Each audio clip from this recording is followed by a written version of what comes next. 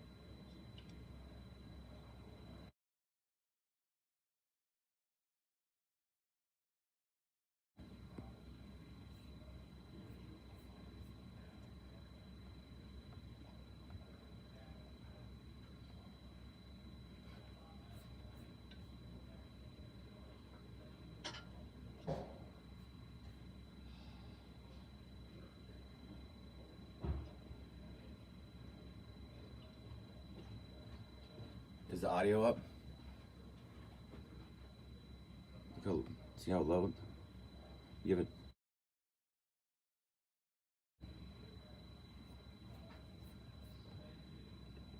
I don't hear it either. That's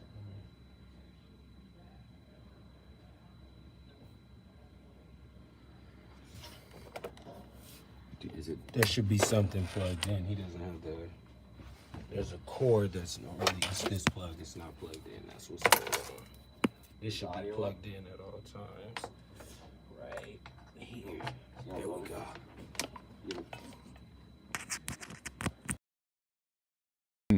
I think, not to get too deep down the thought train here, but that's what art is supposed to do, right? The more you look at it, the more you appreciate it. The more you see the details.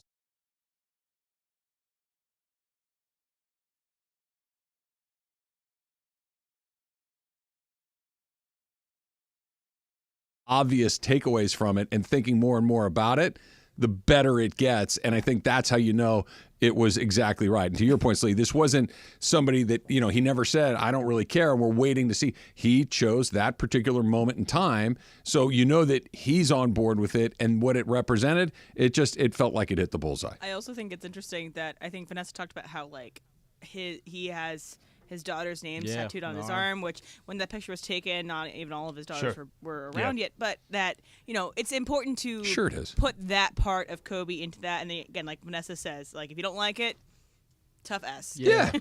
Yeah, that's the perfect response to it.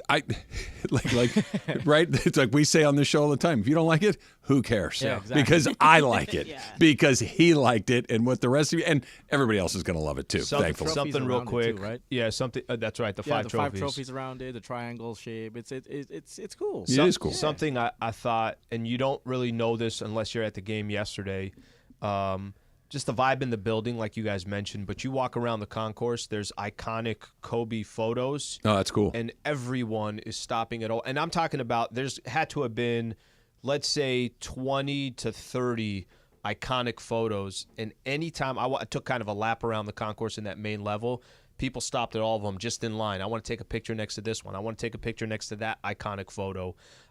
Anybody who walked in yesterday, everybody but Alan Sliwa walked away with a Kobe Black Mamba jersey.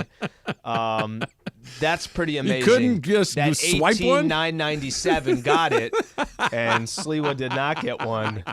But obviously, that's it's a special night. However you want to look at it, I think your point about if there's one thing that this franchise just absolutely nail it every time. When it's time to do something big, I don't remember a time that they missed. And by the way, if you want a chance to be able to see, Crypto.com with this new statue. Get in line. With this, get in line. We can get in line right now. But that's it. It's here. We are, BB Goes Fifth Row Fridays are back on Mason and Ireland, right, Alan? Yes. Okay, so today's the day we do the pop quiz, and you could be sitting fifth row at Lakers versus Washington on February 29th. We've talked to some different listeners, have even met them at the game. The seats are amazing. Thanks to BBGO, the official game day snack of the Los Angeles Lakers. All right, so back to what we actually saw on the court last night. That was exceptionally familiar, and that may happen sooner than later. That's coming up next. It's Travis Lee, 710 ESPN. Hi, guys. It's Jacob Emrani. Happy Super Friday. And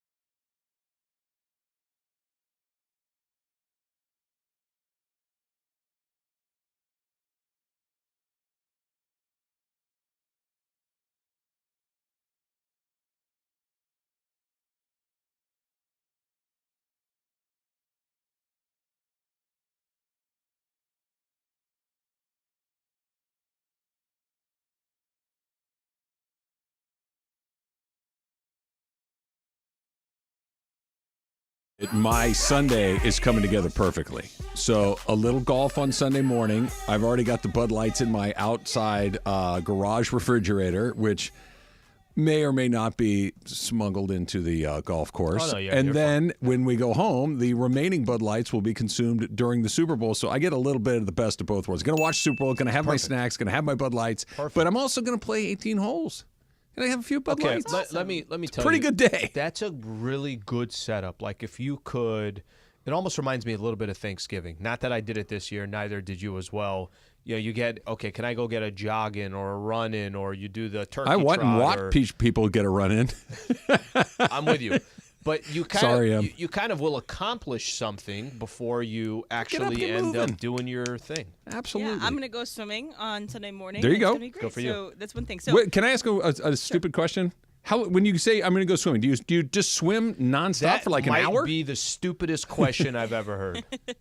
what I do is I kind of I assess how I'm feeling. I'm like, is this going to be an endurance day? Is this going to be a sprint day? Am I pushing myself? Am I just recovering, etc.? So I figure out how my body's feeling, and then my brain, I'm like, okay, what is a set that will be fun for me? That's going to be like getting my heart rate up, and so then it kind of depends on that. And it's just sets that I liked growing up. So sets are like when your coach is like, we're going to do 5 200s at this time. So I just kind of figure out. So what do you do between the 200s? Do you stand there and usually what like this is what I'm getting at. Like I get the swimming part of it, but when you stop, do you just chit chat with the people in the pool? What do you do? You're in the water the whole time. Okay. And I'll do my warm up, which is 5 100s, and I will stop and I'll have 10 seconds rest, and then I'll go again. Okay. So there's clocks all around, so that's how you know the time. So like 10 seconds, head back under the water. There you go. Yeah.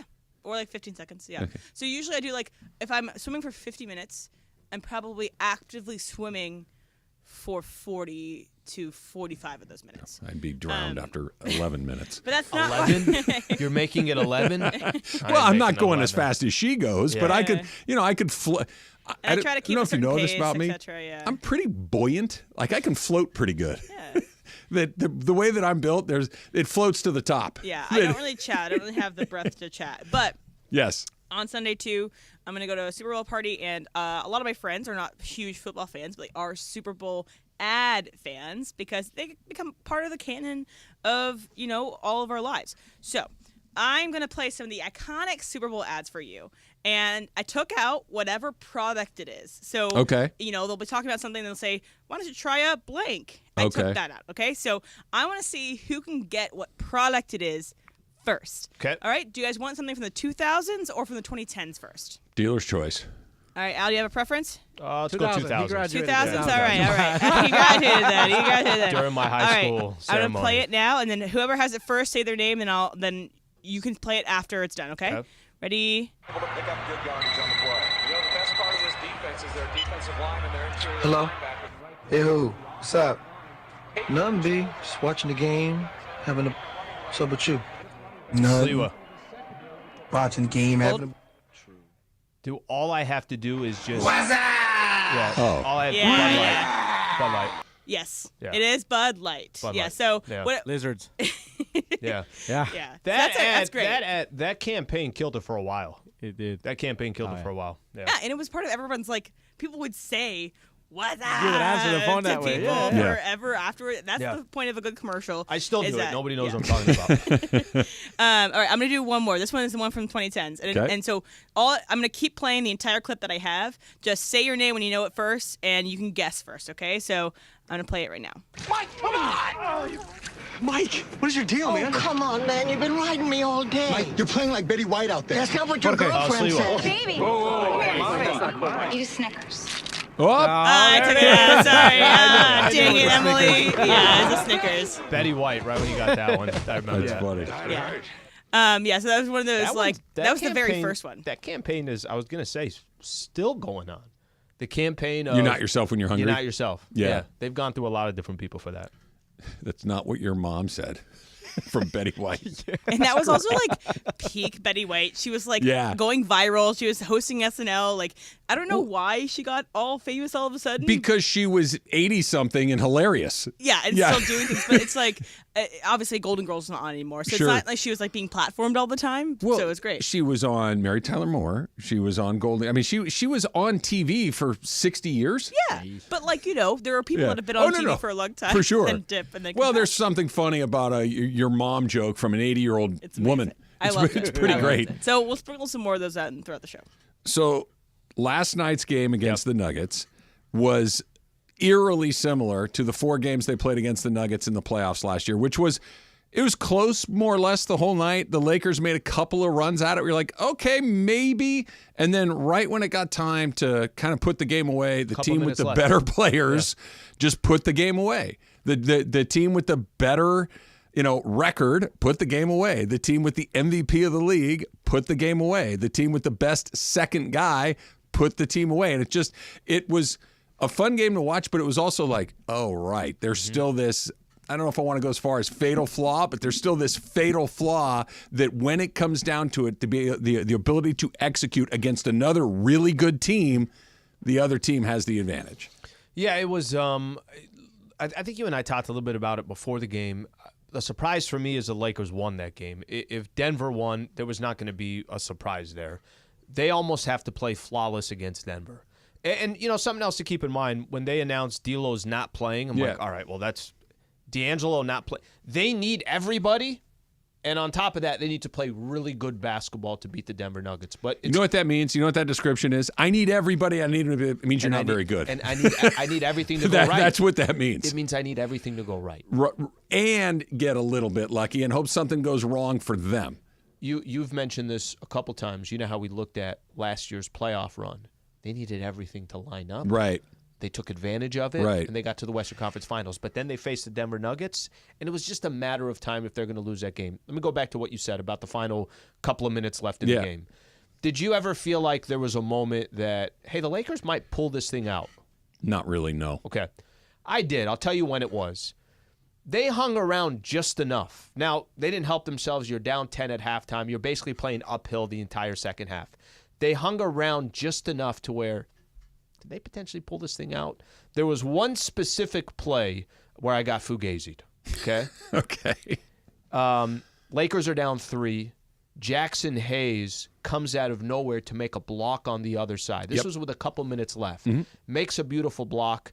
It's basically a 5-point swing. Austin Reeves hits a 3, and the game is tied. And you're like, we got a ball game. And at that moment, I'm like, I think the Lakers are going to win this game. Jamal Murray hits a 3. Jamal Murray hits a 2. Austin Reeves makes a gamble, says, I'm going to go after you. We're already down 5. Michael Porter Jr., one of the purest shooters right now in the NBA, hits a 3.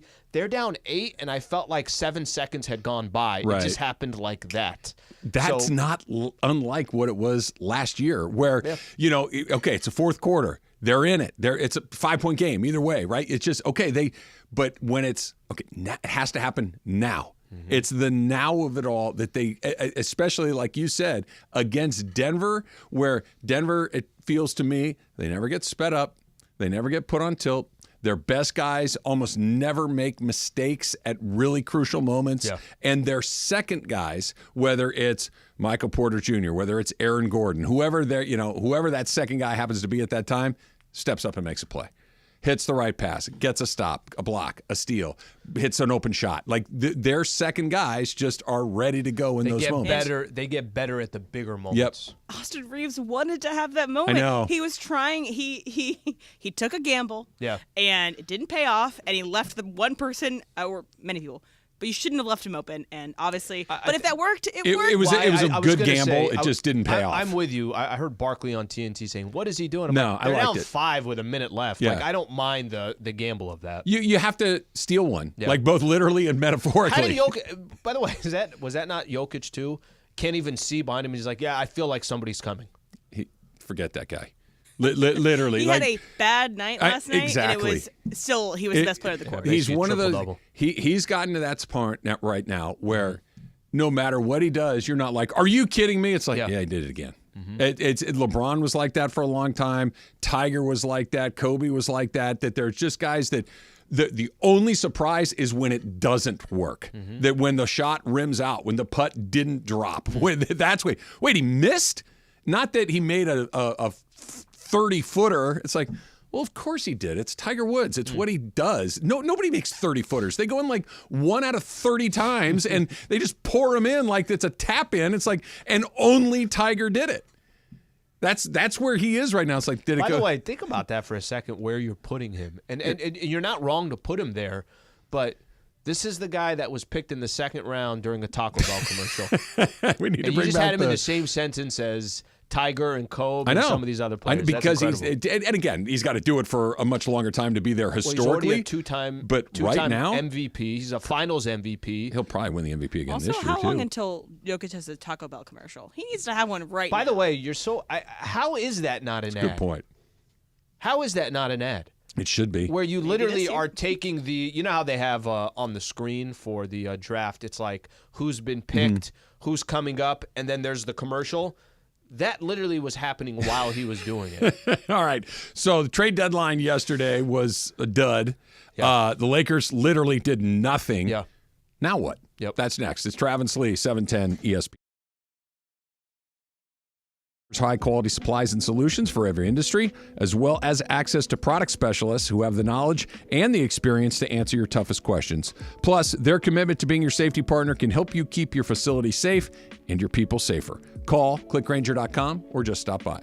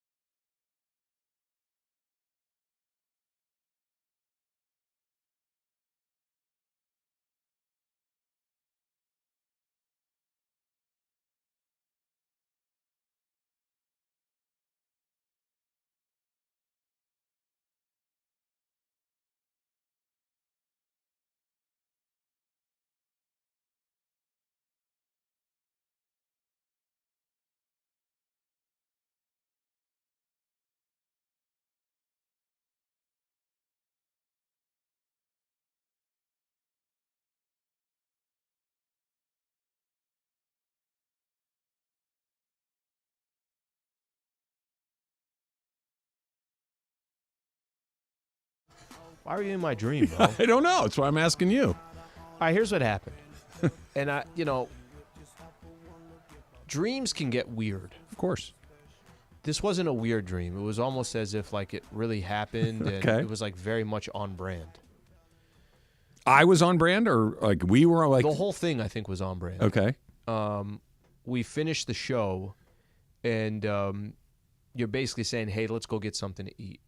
So far, so good. And I'm telling you that, nah, I don't think I can. And sounds right. Yep, that's what I'm saying. Like I don't. It almost felt like this happened on Tuesday. That wasn't a dream last night. It just was a typical Tuesday. Okay.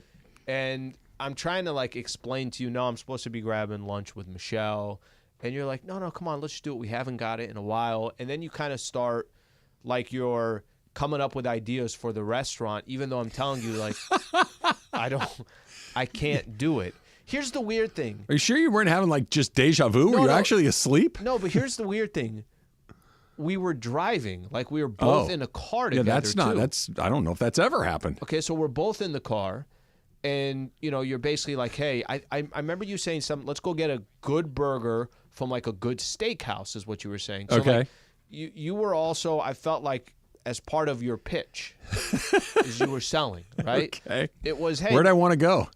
So you didn't give like a specific place, but you mentioned steakhouse. Let's go get a burger from, they all got Fleming's, these places. Sure. You could go during lunchtime happy hour. Got some good burgers there. So I felt like you were upping your game a little bit. Like initially I was like, no, I don't think I'm going to go. And then you started, now you're depending on where we go, if that's good enough to, be the difference there. So ultimately I turned you down. We didn't do it. So can I interpret this dream? This is, you went to bed hungry, first of all. And the manifestation of you being hungry was the person that you associate most closely with overeating, which is me. 1,000%. I'm not kidding. I did go to bed hungry. Yeah, no, you didn't get the jumbo jack from the Lakers win yesterday. That's why you weren't. Two tacos. That's what it is. I'm basically a psychiatrist. I just completely analyzed that dream and nailed it. Let me just add this here. So if you're watching or if you're listening to us, I'm going to encourage you to go on YouTube here for a second. Nathan is out there, who's one of our employees here on the promotions department, is out in front of the Kobe statue, and he's basically got a live feed. So it still has us. We're still doing our thing. But on the video, there is 10 a.m. is when the statue opened for the public to go out there. So he's got some great footage of all these Laker fans that are amassed together. They're on Chick Hearn Court. They're in front of the Kobe statue. And he's literally right below. What did I say? It's 19 feet high. It looks 19 feet high with what he's showing. So for those that want to see and be a part of the mix of what's going on right now at the Kobe statue, go on our YouTube on ESPN LA, and you'll get a great shot of it. So I got here this morning about, 6:45. Okay. And I parked my car, P2. And I decided I'm going to get a Starbucks this morning. I don't do that very often. I usually make my coffee in here. But I'm like, I want to get a Starbucks this morning. So I took the escalator up from the parking lot, which kind of routes you out into the Microsoft Theater Plaza, Square or whatever, Peacock Theater, whatever, the plaza right here. Keep in mind, it's not even 7 o'clock in the morning. There was security about every 8 feet or so from that escalator to the Starbucks to our front door, and the entire area is blocked off. And there were already, Slee, people all over the place in Kobe gear, like in Kobe jerseys and Laker hats and hoodies and the whole thing. That even 3 hours plus before the availability to get to next to it and take pictures and all that, people were already starting to queue up. And this is the view you want, right? Yeah. Like as cool as yesterday was, it was under a tent, it was this, it was that. This is, when you come to crypto moving forward, you come to LA Live, this is the scene that you want. And like I said, go on our YouTube, it's up there. And people are taking photos, videos, the whole thing. So talking a lot about basketball today, but of course it is a Bud Light Football Friday on 710 as we get you ready for Super Bowl weekend. And this weekend, be sure to crack open a Bud Light. Bud Light, easy to drink, easy to enjoy. Pick up Bud Light at your local convenience store today for Super Bowl Sunday. Bud Light Football Friday all day long on 710 ESPN. Nathan, a little to the left, more steady, okay? Stop moving your elbow. You got to get him one of those gyro cams. That's like, right? Put your elbow in. Exactly. Exactly. Gimbal? Exactly. A gimbal. Thank you. That's what I was going for. Is it? Did I get? What did I say? You said Gyro. gyrocams? I think that's right too. No, he wants gyros. No, he wants no, gyros. that's different. That's the sandwich. Yeah, I know. That's what you're thinking of. Because I you brought know. up lunch yesterday. You went to gyros. Could be. By the way, Gyros are of the amazing, by the way. gyros, Yeah. I know that traditionally that's lamb. Yeah. That's which is fine. Yeah. Prefer the chicken one. That's I fine. prefer the chicken one. That's fine. Yeah. I've had beef before too. Not Yeah. bad. Beef's okay, but like of all the things, like with the tzatziki but and the just tomatoes so and you the know- cucumbers, let's go a little chicken. Okay, I know you know this already. Lamb is the OG. Yeah, no, I know. Yeah. Yeah. And you gotta get those I like special mine. French fries that Caleb Williams hates. Right. Right. You know, all this chatter right now is making me think of Sunday and what I'm gonna order. Come on, man. Just ruin my Monday. Don't ruin my Friday. You know where I screw up? The only thing I don't like what I've done about my football Sundays, obviously it's Indian food. The only thing I don't like that I've done is I haven't sent you a photo. I gotta send you photos. Because that's going to probably anger you more, but then it's also going to drive you to eat Indian food within the next 30 days. No, that's not in my rotation. Indian food? I bet you I've had it 3 times in my life. It's just not something that I seek out. Mario, do you like Indian food? With The Travis, spices I probably and had a this, no? handful Yeah. of times. I like Emily? Indian food, but I tend to have like the white people order, which is butter chicken and That's naan, okay. and No, it's that's- always you're great. okay. Yeah. But I go white people Indian Yeah. food. I don't dislike it. I just never seek it out.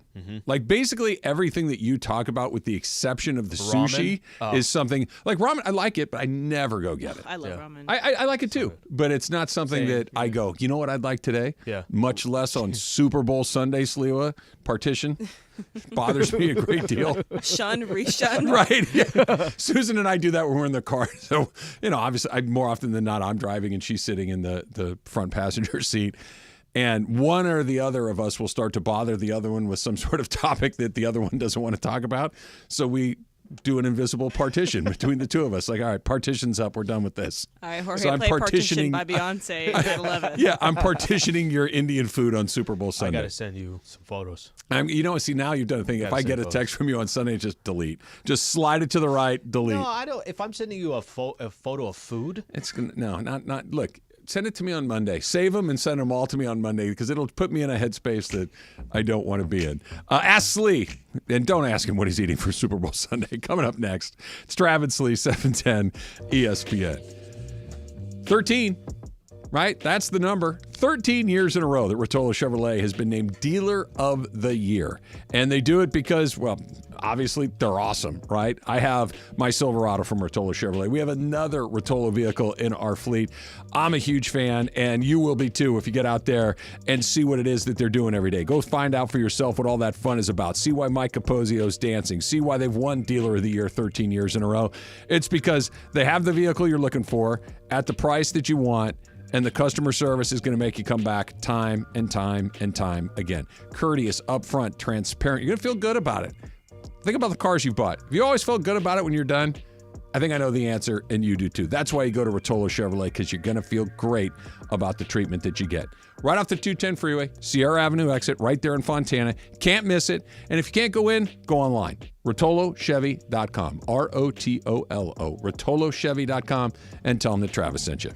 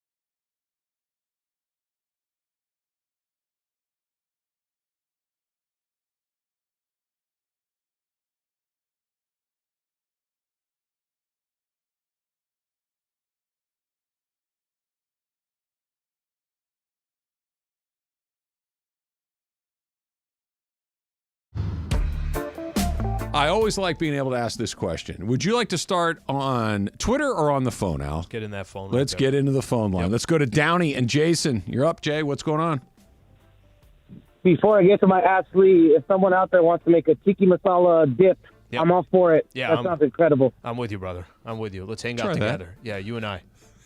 Just not on Super Bowl Sunday. Good. So my Ask Lee for today is, what's worse, Al? Somebody wearing different gear to a sporting event that teams aren't even playing, or someone trying to get the last inches of their team's gear for a Super Bowl party and their teams aren't even playing? Can you repeat the second one again?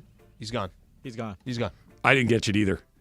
I was literally going to say the same thing. I did not catch the second part. Emily, did you catch it? No. Okay. Yeah. Let me just answer the first part then. Is it annoy me when people are at a sporting event and they're rocking the team that has nothing to do with it? Nuggets Lakers across the street last night. Somebody's got a Suns jersey on. Spurs. It's weird. It doesn't annoy me. Now I'm asking my own questions. I'm a little bit confused. It doesn't make all that much sense to me, but it doesn't annoy me. It doesn't bother me that somebody's doing that. I've actually seen this before. Randomly, I'll go to, I'll just use as an example. I think Dodgers is a good example of this. I go to a Padres game, and it's Padres versus the Angels. That was one of the games I went to. And plenty of good seats available. And I saw somebody with a Dodgers hat on. Okay, I get it. That's more of a, I'm here, I'm going to the game, and I've seen Giants fans wear a hat at a game, but why do I feel like in the NBA? Why do I feel like for NBA? Well, the hat is a little different because there's a function component to it. Maybe that's what it is then, because I feel like the NBA would be more awkward to see it than I would to see an opposing cap at a baseball game. As well as LA, like Dodger hats and New York hats are almost synonymous. Like you don't have to know even that they're connected to these two teams. Yeah, people just like to wear LA and New York. I think I mentioned to you guys when I was in Tokyo. They're not being worn. Yankees and Dodgers hats are not being worn because they know that Will Smith bats here in the lineup. It's a fashion thing. Yeah. It's like people wearing some kits from others teams. They don't even really recognize it. I have one from Daniel Tapia, and he says, I don't get to go? Well, you technically... what is going on here, man? Like, I feel like you don't want Travis a part of the show today. Wow. Go ahead. Shun. So Daniel Tapia says, what's worse, to have everyone forget your name or have everyone mistake you for someone else? So they say buddy to you all the time instead of saying Alan or calling you Jacob. No, for me, it's if somebody doesn't know your name, and they should know your name, that's probably as disrespectful as it can get. That for me, it's You're not wrong. If they're I don't need to be an Alex or anything like that. It's like it's Alan, and if you don't know it's Alan, and I'd rather them say buddy than they get the actual name wrong. That to me is much more. So disrespectful. I'm going to split the hair here a little bit. It's the same thing. They don't know who you are. They think that you either are an anonymous person that they don't give a damn about, or they haven't taken the time to learn that you're Alan instead of Alex. You're different than. Exactly. I'm okay with somebody not knowing me, but somebody who has any kind of like. Well, no. I'm not saying you're walking down the street and they don't know who you are, but somebody that you've met more than twice should probably know your name. Yeah. You know my deal, buddy. This is probably the worst representation of who I am as a human being.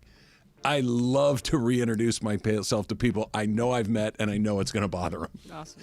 I just love it. Hey, nice to meet you. I'm Travis. And you get this look like, seriously, we're doing this again? I love it. Absolutely. What if they throw at you? Great to meet you as well. Never happens that way. But I'm saying they need to be. They got to deliver. You got to play offense with offense. The defeat is wonderful, and I look forward to it every single time. Here's one. All right, so I have Francis in Glendale. Nice try. Hey, I was next. I'm usually after. Oh, yeah, my bad. Go ahead. I'll take the rest of the day. No, I insist. I lost mine already. Okay. Chrissy, I like this. This is an interesting one because I think the three of us will have a different answer here. Okay. Everyone says that you can't go wrong getting girls flowers for Valentine's Day. Mm-hmm. What's the equivalent for girls to get guys? Are you talking about for Valentine's Day? Just the thing that Valentine's Day, a birthday. I don't just remember. Like that every person you've ever dated has gotten this at some point in time. I'll tell you what I think I've got that always stands out to me. It's very simple. Now anybody's going to sit here and say, if Michelle writes me something, in a card that is actually thoughtful, that actually takes a couple of minutes, something like that, there's a good chance I'm holding on to that thing. Like, it's very meaningful. I'm very appreciative that, and she's always going to write something sweet or whatever the case is. So I probably lean towards a card or something written. Jorge? Oh, sorry, Em. I was that was actually not even intentional. I thought we were talking from the guy's point of view, but my bad. But I want to clarify the way that I think about this question you asked me is that I think that you're asking, it's not that these things are like super thoughtful things, because flowers can be thoughtless and very thoughtful. Right. It's but it's also something that is not out of the ordinary. Right. So what is the not out of the ordinary but can be thoughtful and thoughtless thing that girls get guys? Is that the question you're asking? I think that was my interpretation of it. Okay, so yes. wait, Jorge, so what do you think? The equivalent of flowers. Brenda knows I'm very simple. Like, take me out to dinner, give me a 12-pack. I was going to say, for you, it's a 12-pack of Modelo's. Give me a 12-pack of Modelo's, a couple of limes, and then chips. I don't Negra. know. Exactly, negras too. Chips. I know sabritones. This is like lime and chilies. Chips. Always appreciative too if like she makes a dish that she knows you like. Yeah. Goes out of her way to say, all right, I'm gonna cook up whatever it is. Mole and some Modelos. Bro, M&M. Generic thing for me that I think that all girls think about getting their guy if they don't have a specific thing that this guy likes that is a tangible thing, I think is cologne, socks, or a tie. I think that, like, generally, I know you can shake your head. I'm just saying that generally girls that I know buy their boys this, and because girls don't want flowers all the time. Yeah. It's nice to have flowers, but we don't necessarily want them.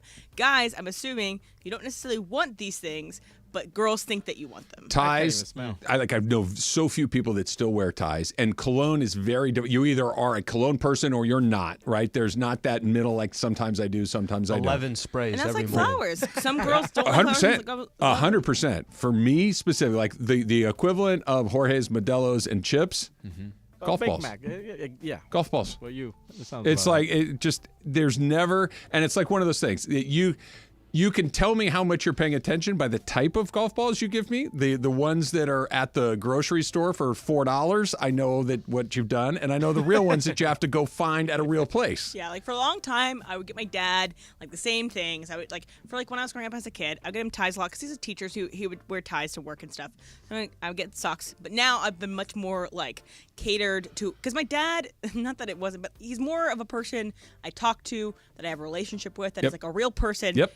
As opposed to like, man. You know, it's just a good man here, and we all kind of go, yeah, cool, a hoodie. Yep. Dad doesn't wear hoodies. He doesn't wear hoodies. Oh, no. Okay. Well, then a hoodie with a tie. For him, it's tie it kayak around pants and or something right with over his the kayak. I still get Christmas, birthday, everything. They're still getting me like the same Macy's dress shirt. I'm like, I'm not gonna wear this. Again, this for 14 years. Just make sure there's a gift receipt in the bag. In a row. One more quick one. When someone gives you a birthday card, do you keep it or do you throw it away the same day? If somebody's actually giving me a birthday card, there's a good chance I'm going to keep it. It's going to go into a drawer. I'm not probably going to look at it for a long time. And then when you go back to the drawer, like, oh, there's 8 years worth of birthday cards, they go straight in the trash. Here's the one thing I will tell you. If you send me something around the holidays with a photo of you and your family, God bless it, and I know that they're sending it out to everybody, those I'm not going to keep. Like, I don't know what Brenda, you want me to do with cancel those. it. Don't send it to this guy no more. I'm sorry. Right? I don't know what to do with those. I don't know what to Put do it with on the those. fridge. I know, but A little bulletin board in the kitchen. No, the magnet was a little extra. What was it? $1 extra for the magnet. Sometimes it's a little bit of surprise that I got it from that. I'm like, wow, I didn't know I was in the rotation in that. So it's if it's about you, yeah, but if it's trying to share the joy of a beautiful family, it goes in the garbage. That's what I got? Yeah, don't send me a rookie picture. It's going to go in the trash. Your family is garbage, Jorge. I will not be sending those. That's not happening. By the way, I was thinking about it. I've only gotten one flowers on a first date, and I still remember it. Positively or negatively? Positively. Of Okay. course. That's a great because move. it was very Thoughtful. like out of the ordinary. Okay. And it was very nice. And the reason I asked was Yeah. I was curious if like this is trying a little too hard. I did. No, Yeah, it was very earnest and in a good way. So guys that they're listening, What I type think of flowers? It was I think it was a little bit of tulips, a little bit of lilies. Love Not kind of tulips. crazy. I like tulips and Mix. lilies, but it's not like because it was a first date, so he didn't know my preference. I did it once, but it was when I was the girl who lived with a single mother, so I brought flowers for her and the mother. Oh, See, guys, check out there, if you you're out. listening, There you it's a go. good, See? it's a good thing. There you It go. separates you from the rest. now it's starting to get to. My Okay, man. I got you. Rob Palinka said they tried, but it wasn't there. Did he say too much? That's next. It's Travis Lee, 710 ESPN.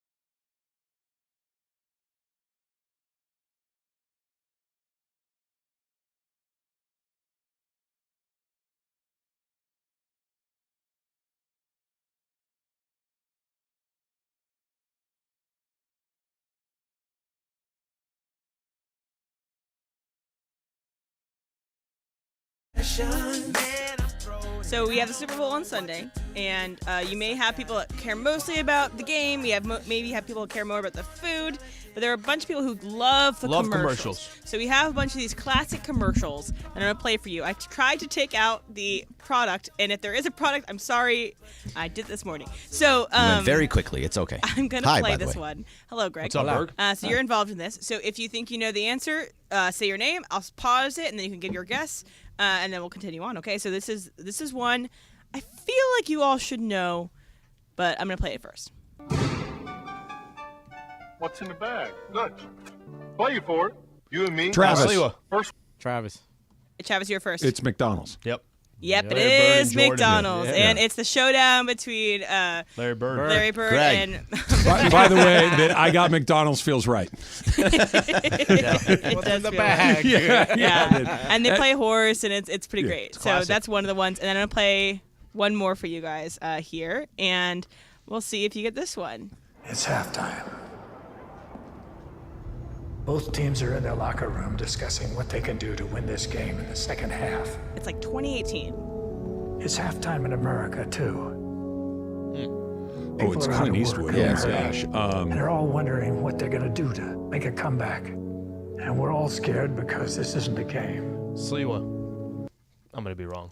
Is it automotive? Chevy or? It is automotive. Yeah. So I'm gonna keep going. It's not Chevy. The people of Detroit know a little something about Travis. Yep. Greg. Okay. No, Ford. It's Ford. Yeah. It's actually not Ford. Oh, he said. I thought he said Detroit. He did say Detroit. Yeah, he did but say it Detroit. is Doesn't- not- Well, they're all it in is Detroit. another- It just took Chevy off the board and took a guess. Yeah. Oh, I I'm got gonna it. go in. They Infinity. almost lost everything. No. Is it GM? Yeah, I was going to say you got to But say we an all pulled American together. brand. Now Motor City is fighting again. All right, it's Chrysler. So Chrysler. it's a Chrysler commercial from I think 2012, maybe 2013. Yeah, it was either and then, Chrysler or Mitsubishi. And then Bill Hader spoofed it on SNL with an amazing thing because he just kept on raising Clint Eastwood's pants higher and higher. So anyway, that's another one of those classic ones. It stopped you in the tracks because it was it's halftime at the Super Bowl. Yeah. Well, it's Clint Eastwood, right? His voice. Yeah. That was. I think were they going for something similar? Yeah, I forget look at this. when he spoke at the convention with the wow. chair. It's okay. Yeah. So that's another classic one. I'll sprinkle some more throughout the show. I am like this. terrible at this. This is a great bit. I really like it. I'm terrible at this. When I watch the commercials, I just remember the commercials. I have no clue what they're selling ever. We do this all every once in a while. Ireland comedy. I don't know if this is on your list. I don't want to usurp one that you might have. But if I said thanks, Mean Joe, do you know what they were selling in that? Oh, was that the Snickers? No, that's wrong. I know. No, Snickers is wrong. Don't see, say that's it. what I'm Don't talking say about. it because it is later in the show. Okay, I remember the commercial. It's just maybe it's. I'm not going to say it, but I think I know what it is now. All right. But you throw something to him. You give him he's walking. It's Milky Way. Oh, come on. I wasn't that far off. It's not Milky Way. Oh, yeah. It's No, I Jiffy thought Lube. That was a drink. I don't remember. Well, we'll see. I know, but we'll see. I don't know if I'll see it right away or hear it right away. We'll see. I Super just Bowl. never remember that stuff. Sorry. No, it's okay. Go on. What else you got? Hi. Hi, Greg. How are you today? Actually, I have one from Daniel Tapia. Yeah, exactly. DeMarco's coming up in about 10 minutes or so from right now, so we'll get his Super Bowl memories. We'll talk about what's coming up on Sunday with the Chiefs and the 49ers. But Rob Pelinka, I think, did the right thing yesterday. That the deals that were available weren't difference-making deals, and what was available seemed to have a price that was above and beyond what the Lakers wanted for the return they were going to get. I thought he had a good line where he said, you can't buy a house that's not for sale, right? And I think that that's a really interesting way to look at it. But I want to play this for you guys where he's talking about looking forward to what's coming up this summer. But in terms of what was available at the trade deadline, we had one first-round draft pick was our only sort of hook to fish with. And this summer in June, at the time of the draft, will have 3 first-round draft picks to look for deals, which I think will really unlock an access to potentially a greater or bigger swing. And we didn't want to shoot a small bullet now that would only lead to very marginal improvement at the expense of making a much bigger and more impactful movement potentially in June and July. Sounds responsible. Sounds like an executive that is, okay, I'm not going to just do something just to do something. I like what he's saying. I like the example of, is it going to be a big change for us to lose these assets that we have, and we feel like it's going to be the same result when the dust settles? Leads me with 2 questions. What does that mean for the rest of this season?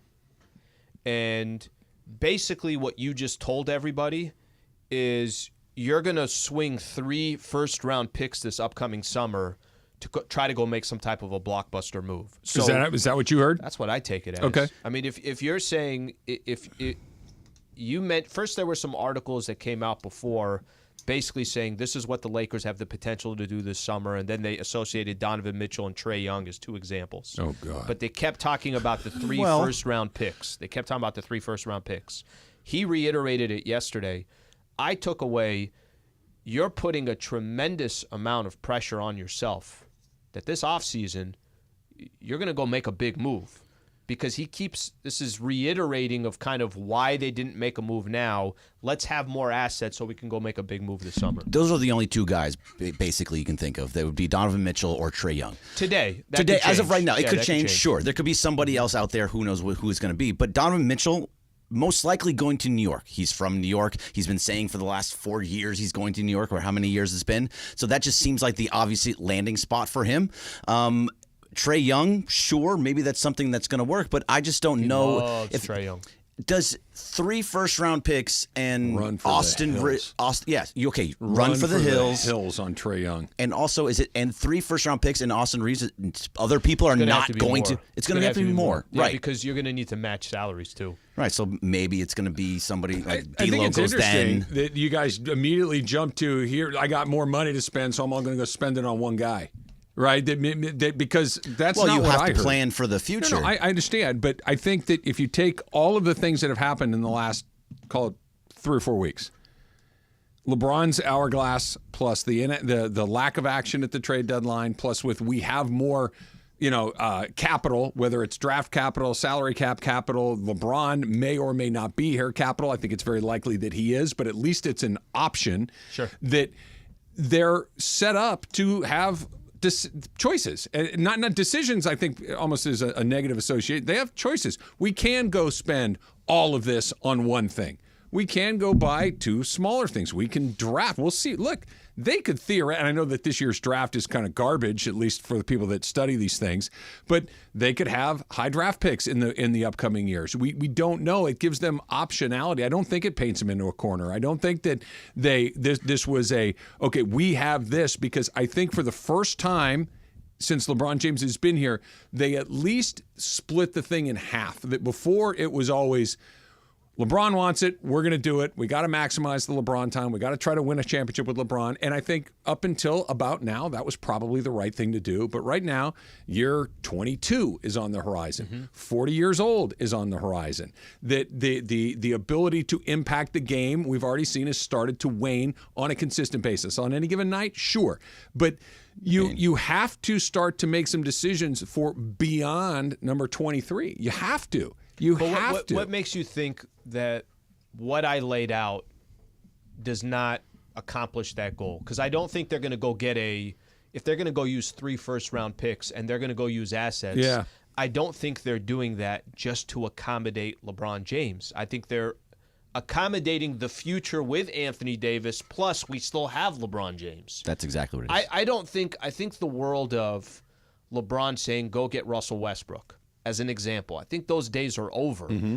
But I still think they can both accomplish what they're looking for. Bron's not trying to, hey, I just want to play and wear a Laker jersey and call it a day. Right. And the Lakers are also not trying to, hey, do you want to do a retirement tour? Like, right. I don't think, I think that marriage still can be, they're still connected, both sides still accomplishing what they want to accomplish.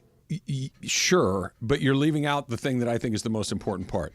If LeBron James is on the team, he's the center of your universe, and he always will be, whether he's your best player, your second best player, or complimentary player. Yeah, I agree with that. And if he's the sun in your solar system, everything runs through him. Every decision runs through him. Every pick runs through him. Is every trade deadline an example that maybe not? That's what I'm getting at, as I think for the first time that maybe is less true than it was before. I don't think it's that, okay, we don't care anymore. It's not that. But if we were 0 to 100, they were at 100. I think now this thing is swung back to 75, but it's not 100 anymore.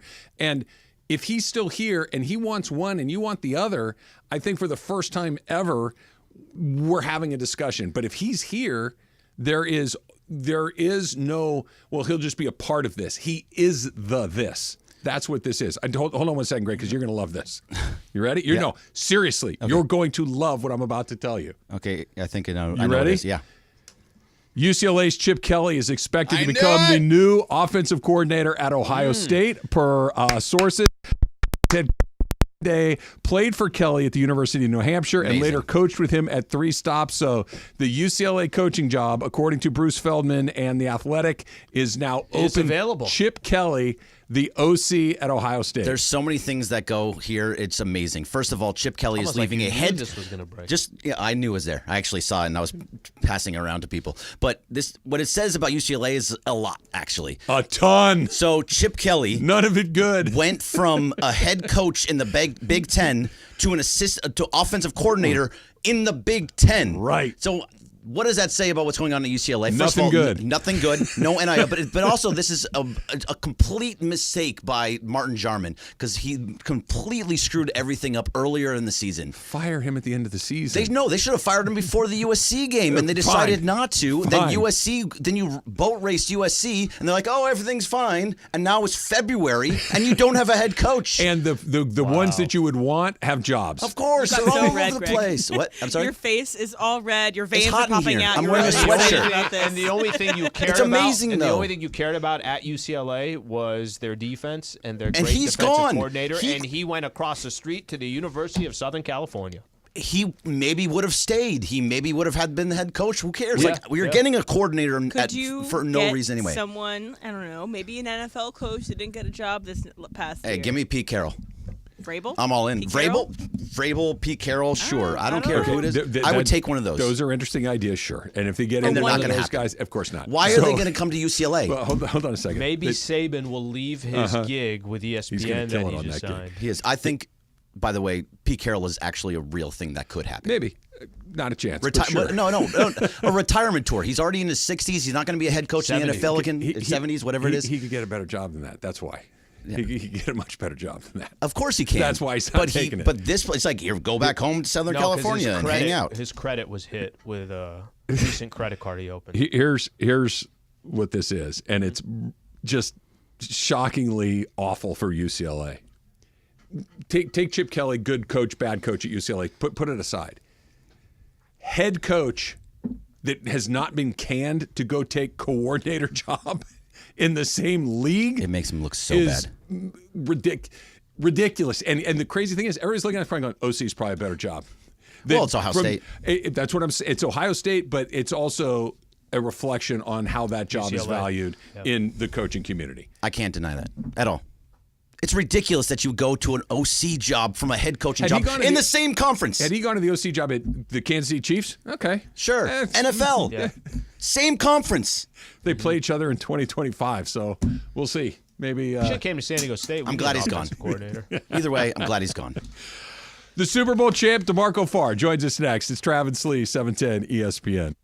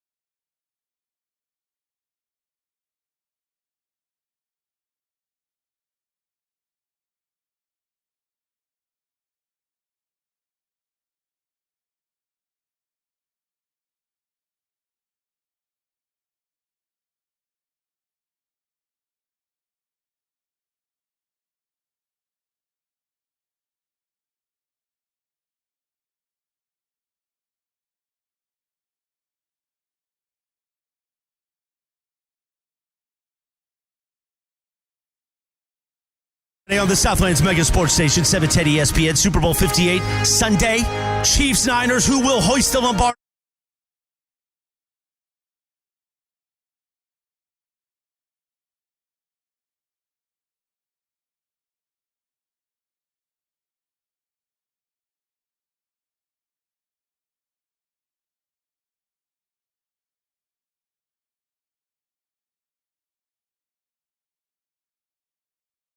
Right now.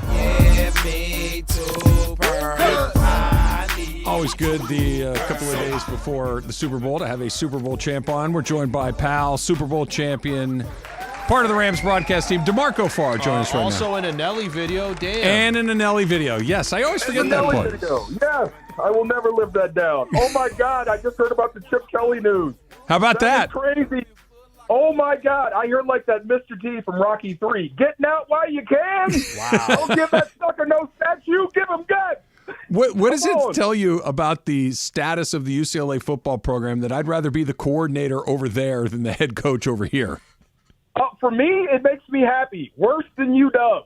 Yes. Because, we lost our guy to Alabama. Understandable, right? Arizona's mad at us because we took their guy.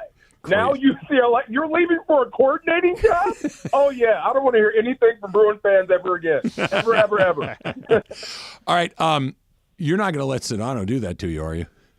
Oh, my God, dog. I'm so mad right now. I am. I do. He is my new Draymond Green. I love the guy. Really. I can kick him in the plums. I can call him the B word, but I still love him. I will never lose to him again in pickleball. Oh, yeah, He's got that face, like I beat you. I know it hurts, but I'm not going to acknowledge. I cannot wait to see him again on the court. So who's going to be your partner in our event? Do you know for sure? Because I know you were dissatisfied last time. Greg. I don't know. I mean, I think all the shows are pairing up, right? You and Slee are going at it, right? Yeah. No? Yes, we're together. So I got to figure out who's left. But whoever it is, got to be serious. Talk to your boy Kirk. Tell him to get in shape. Let's go again.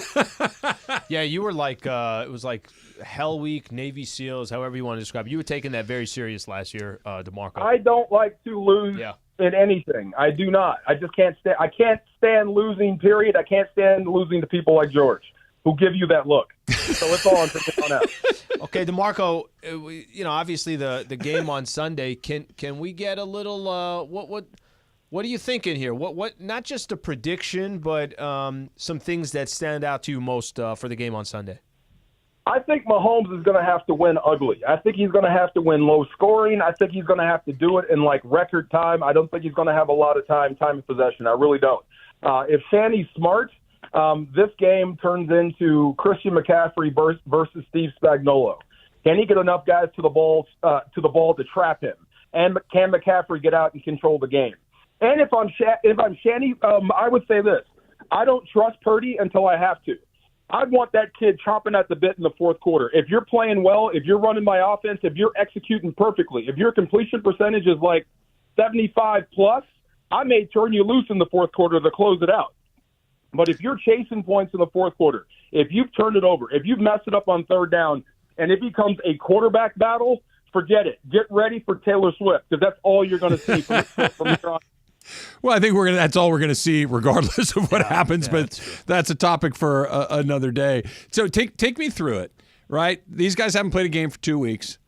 We're a couple of days out. Mm-hmm. You went through the same process. What is it like with knowing that you still got to get through basically 2.5 days or so before you can go play football for the first time in a couple of weeks? Like, where's your body? Where's your mind? What's going through these guys' heads right now? Weird. I was just explaining this to my daughter and my wife. I actually watched the halftime show from our Super Bowl in '99, Super Bowl 34. I'd never seen it. I had no idea who was there. I was reading the list online about the worst Super Bowls, halftime shows, and the best or whatever, and I'm like, I've never seen that one. So we were watching. So I'm explaining to my daughter when Phil Collins is singing, looking like somebody's stepdad with cargo pants, like a normal halftime, we'd be playing again. But there's like Tony Braxton hadn't even come in. There's 20 more minutes of this, so it was hell in that locker room. But we were lucky. We were 1 week from the NFC Championship to Super Bowl. It was that new schedule, so it was great for us. But that last night was rough, man. It really was. You go through practice, you do everything you can to distract yourself from the game and try not to make too much of it. But every time you hit the lobby floor of the hotel you're in, you see velvet ropes, and there's people looking at you, like ushering you through, and it's just weird. So that last 24 hours is strange, but as soon as you see the first kickoff, it's back to playing football again. Best team win on game day. DeMarco Farr taking some time to join us here on the Travis and Sliwa Show. DeMarco, let me just play this one out. Let's pretend that the Kansas City Chiefs win the game, that Patrick Mahomes is Patrick Mahomes. He gets his third Super Bowl at, 27 years old, 28 years old, however old he is.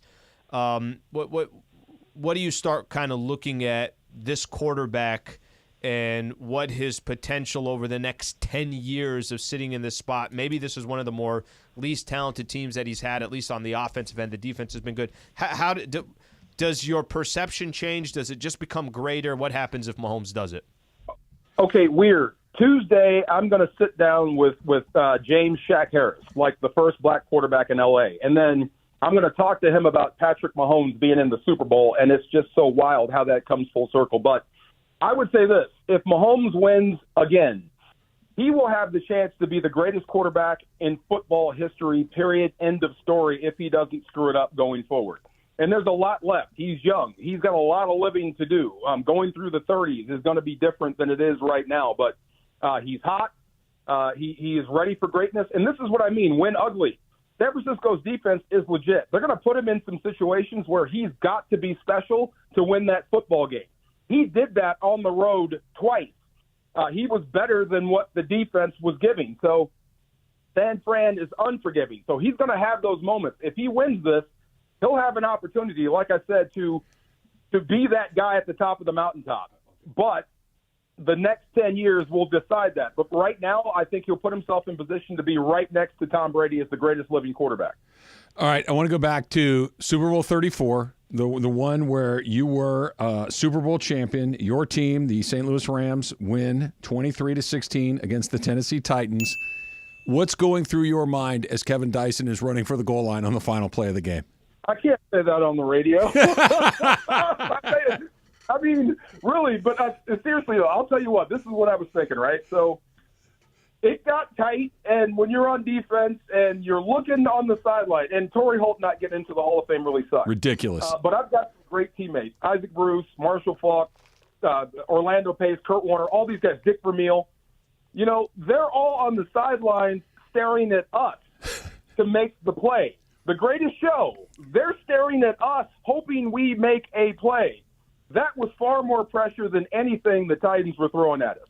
If we mess this up, if we screw this up, if we blow this for this group of guys, we'll never live it down. So my first thought was, let me try to get Aaron McNair on the ground, which was almost impossible that day. Right. If we can get him on the ground, stop him from scrambling, we can win this football game. When he threw that thing, Travis and Slee, when he let that thing go, I breathed a sigh of relief. Good. It's somebody else's problem. I hope they make a tackle behind me. You know what I mean? I know I'm over, but give me a little bit of time here. In the open field like that, Kevin Dyson running, Mike Jones makes the tackle.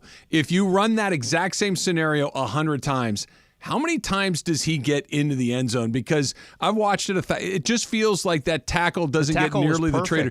But in an open field, to get him down right before the goal line like that, does that happen 30 times out of 100, 40 times out of 100? What is it? I'll say this. I'll say 50-50. It's 50-50 when he breaks that tackle. Even Mike says that. That backhand that caught the thigh, that brought the guy down, that knocked him off balance. Sometimes that guy will step through that and high step into the end zone, or you'll just flat out miss. So I'll go 50-50 because I trust my guy. But even with that, think about that. He nailed it on the first try. Yep. That was awesome. The only one that mattered, right? DeMarco Farr is a Super Bowl champion. It's good to hear your voice as always. We'll see you at pickleball, if not sooner. Okay, man. Tell George I'm gunning for him. I think he knows. Now he knows for sure. Thanks, DeMarco. It is a Bud Light Football Friday on 710 as we get you pumped for Super Bowl weekend.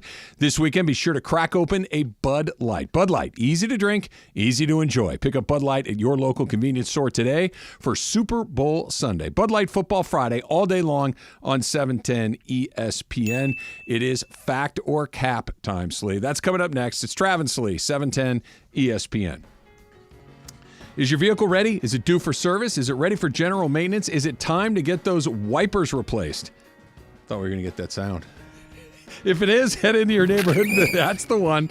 Head into your neighborhood Valvoline Instant Oil Change, home of the 15-minute drive-through oil change. For over 30 years, Valvoline has provided quick and convenient automotive maintenance services for busy people just like you and me. You don't have to get in the car and sit around and wait and think about when it's going to be done. Not at Valvoline. At Valvoline, you stay in your car safe and relaxed while the expert technicians make sure that your ride is at its best. And they're going to place those wiper blades as well. Oil changes, tire rotations, transmission care, and more. Just pull up, drive in, and drive out in about 15 minutes. There are over 80 locations ready to help you get your ride ready for the road in no time. So visit SoCalOilChange.com for locations and game-winning coupons off of your next Valvoline Instant Oil Change. Mason and I are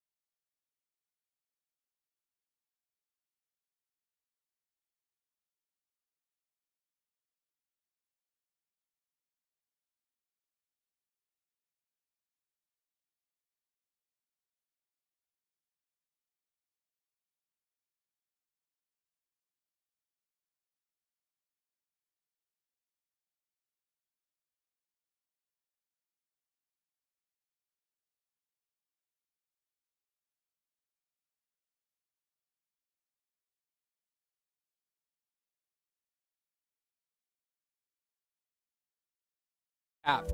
That's so cap, Dad. Everything I've said is a cap, but I'm going to go fact. First of all, it's not a cap. It's no, just it is a cap. Welcome to Factor Cap.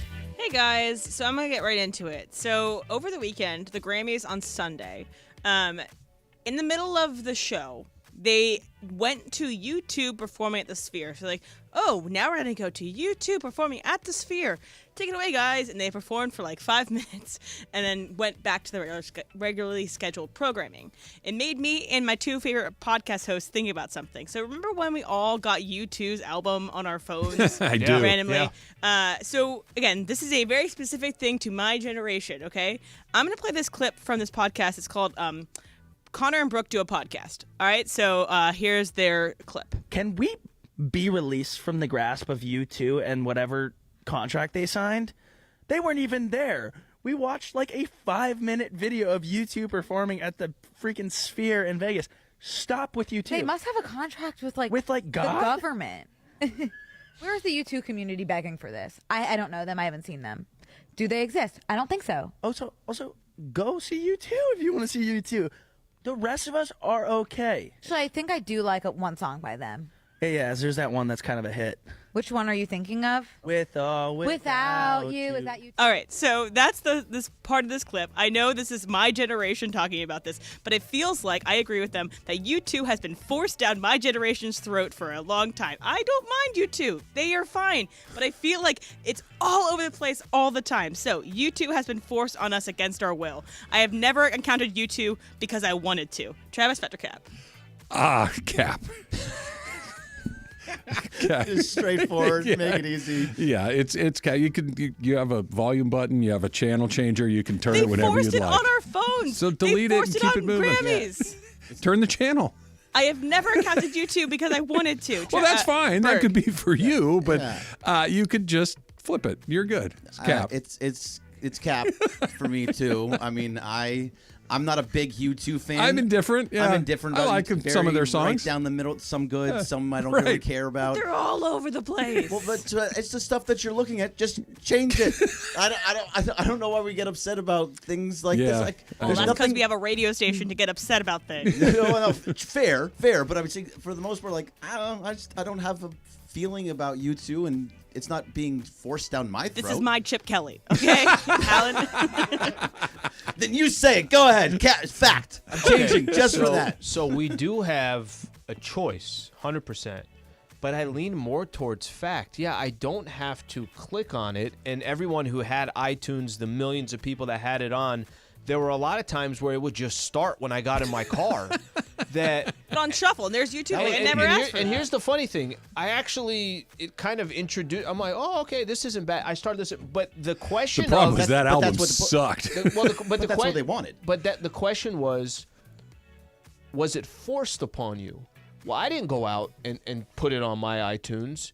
I don't have a problem with it, but I lean towards her that there weren't other artists that were forced on me. I do feel like that was kind of forced on me. They have a contract with God or the government that is forcing all these I do like thinking that somehow the government has signed you to a contract. That's pretty funny. Jorge? I'm with the guys. Cap on this one. Boo. I don't listen to it. I can't even name you a U2 song, to be honest with you. So I'll so it has been forced against you against your will. No, because I never clicked on it. I never took the time to listen to it. But you know that U2 exists. Well, you just reminded me. You just reminded me that. I know a lot of things exist that I don't consume. Look, I don't listen to Rush very often, but I know they exist. Sure. They've been forced upon you. You're not a big Geddy Lee guy, Bergman? I mean, they're fine. I like Tom Sawyer. Like, it's a good song. Me and the U2 truthers can leave. It's a good song. All right, so next thing. So I know America's a band. For the final, so the British Vogue's editor-in-chief, Edward Enfield, had his final Vogue cover for his last issue come out this past weekend. And it includes 40 women that are some of the hardest 40 people to get in one single room at the same time. So I sent you guys this photo. This is not photoshopped. This is not AI. All of these 40 women were in one room together at the exact same time in New York. Isn't that insane to think about? Wow. That it's Oprah, it's Jane Fonda, it's Dua Lipa. I think Kardashian's on there, Serena's on there, Miley Cyrus is in there. So it's all of these things to honor this editor-in-chief that at one point in time has put these women on the cover of British Vogue. So anyway, this is that's the context for why I'm asking this. You don't remember the last time you planned something where 40 people were in one place at one time. Berg, factor cap. Well, does the remote at East Central Nope. make so loud? Personal life. That counts. I mean, we planned it. Granted, you had the power like 300 of people a radio okay, station. but also it's okay. You did not personally invite 40 Right. people to. I mean, on the radio we did. But no, you're right. God, 40 people. Do I have 40 friends? I don't think so. See, that's also the point. Yeah. No. Fact. Yeah. I don't remember the last time I specifically. Actually, I probably have never specifically put 40 people in a room at the same time. Al? Fact, and even if I was part of it, I think I told you guys my 21st birthday, somebody threw a surprise birthday, all this. Okay, and we definitely had probably 40 people around there. I had nothing to do with it. Like if I actually had to coordinate that, Yeah, say, hey, you have to be here at this time, this hotel room, and all this. that's not good. That's not happening. I thought 100% when you sent us the photo. I'm like, okay, yeah, they obviously just put Me this too. whole Yeah, thing just together. photoshopped all these women together. The yeah. fact that it's that type of power and they got them in the same room. If you told me to go grab 40 people outside and take a picture, 15 people are like, all right, I'm walking away. I'm going away. Yeah. All right, Trev? The number that you picked is interesting. So it's I don't think I know for a fact I've had 30. Okay, that's what I was gonna say, but 10 more is a lot more to try 30 is to impressive. try to get them done. But Thanksgivings and Christmases and things like that, yeah, there's been big groups like that. But 40's a really big number. So I think it's capped for me, but I've gotten fact adjacent. And it's like, again, your So you family don't members remember. are not Oprah. to No, sit there of and course do it. not. I mean that is crazy. The That's question why was it's so cool. 40 people. So No, I know. No, I the just- question I just was say- you two, and if All force right. down your throat. So last one that I'm going to give you guys. So last night the Kings hosted the Pistons. I'm sorry, other way around. Yes, Sacramento Kings hosted the Pistons. Okay. And when they were doing their lineup on the screen, the Kings showed on the screen over and over again the Ayuk catch that came off of the Lion's head, and they played Eminem's "Lose Yourself" over and over again while these were being introduced. So for them. this is a good troll. Al, Petrocap. I don't really care for the trolls. I don't really pay too much attention to them. I'll go cap on this one. Here's the only reason why. The Pistons are so bad. Like, I almost feel bad for the Pistons. Like, if you're going to take shots, can you take shots at, like, the franchises that are actually good, impressive, that it holds some weight to? The Pistons are like, why are we getting shots at? Were we throwing shots at us? We weren't in that game. We already had a losing streak this year of almost 30 games. I go cap on this one. Trev? Fact, it's a great troll job, but I've got one nitpick on it. I think Okay. It should be Golden State. Yes. Yes, that was where I was going to go. Yes. That's where I was going to go. That's exactly right. Like Sacramento and the Bay Area are close not. enough. It's No, like it's like a if couple San hours. Diego No, and you LA. can't. No, They're yeah, not the that's same. completely They're different communities. Sacramento is its own place with its own fans.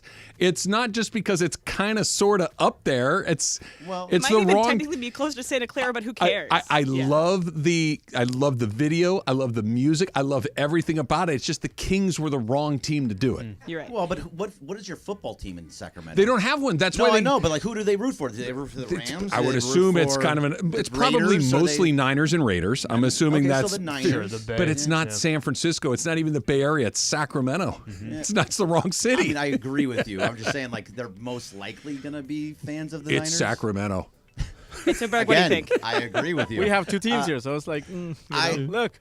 Look. I see you. Okay, I'm going to go with Travis's way of saying it. I'm fact adjacent. I love the video and the music. Yeah. They I should love have the sent troll. it. They should have sent it to the Warriors. Here, Warriors play wouldn't this do at it. your game. The Warriors So- were not going to do it, though. So, but I actually like the troll. I like when other teams troll other And teams. Slee, yeah, you're a fan of video boards trolling, right? Love, yeah, big fan of that. Why are you so, like, anti-troll? Pistons. We get trolled all day online. Pistons won the game. Ireland sent Yeah. me the text that actually Detroit won the game in Sacramento. Which is even Good better. for them. This is It's true.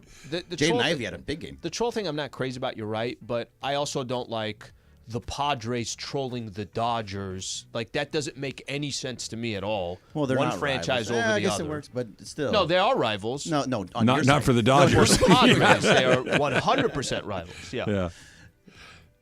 It's harmless. It's fun. I'm still Right. angry about if Chip it were Kelly. a middle finger, It's a that's good point bad. on the Sacramento. And I do realize the irony of what I'm saying about U2 because Taylor Swift, people feel that she has been forced upon people. So Oh, yes, I do never. understand your point, and I am a hypocritical. So that's where I'm ending. Who isn't? Look, hypocrite. Oh my gosh! I knew I just tied my brain into a knot. Hypocrisy is what I was going for, which my brain would not process for half a second. Hypocrisy is what makes life a good time. Yes. Pick one thing and then pick against Get it. you Who two off says my no? phone. Get you two off your phone. Rams got this close to winning a whole bunch of awards. Instead, they got 0. That's next. It's Travis Lee, 710 ESPN.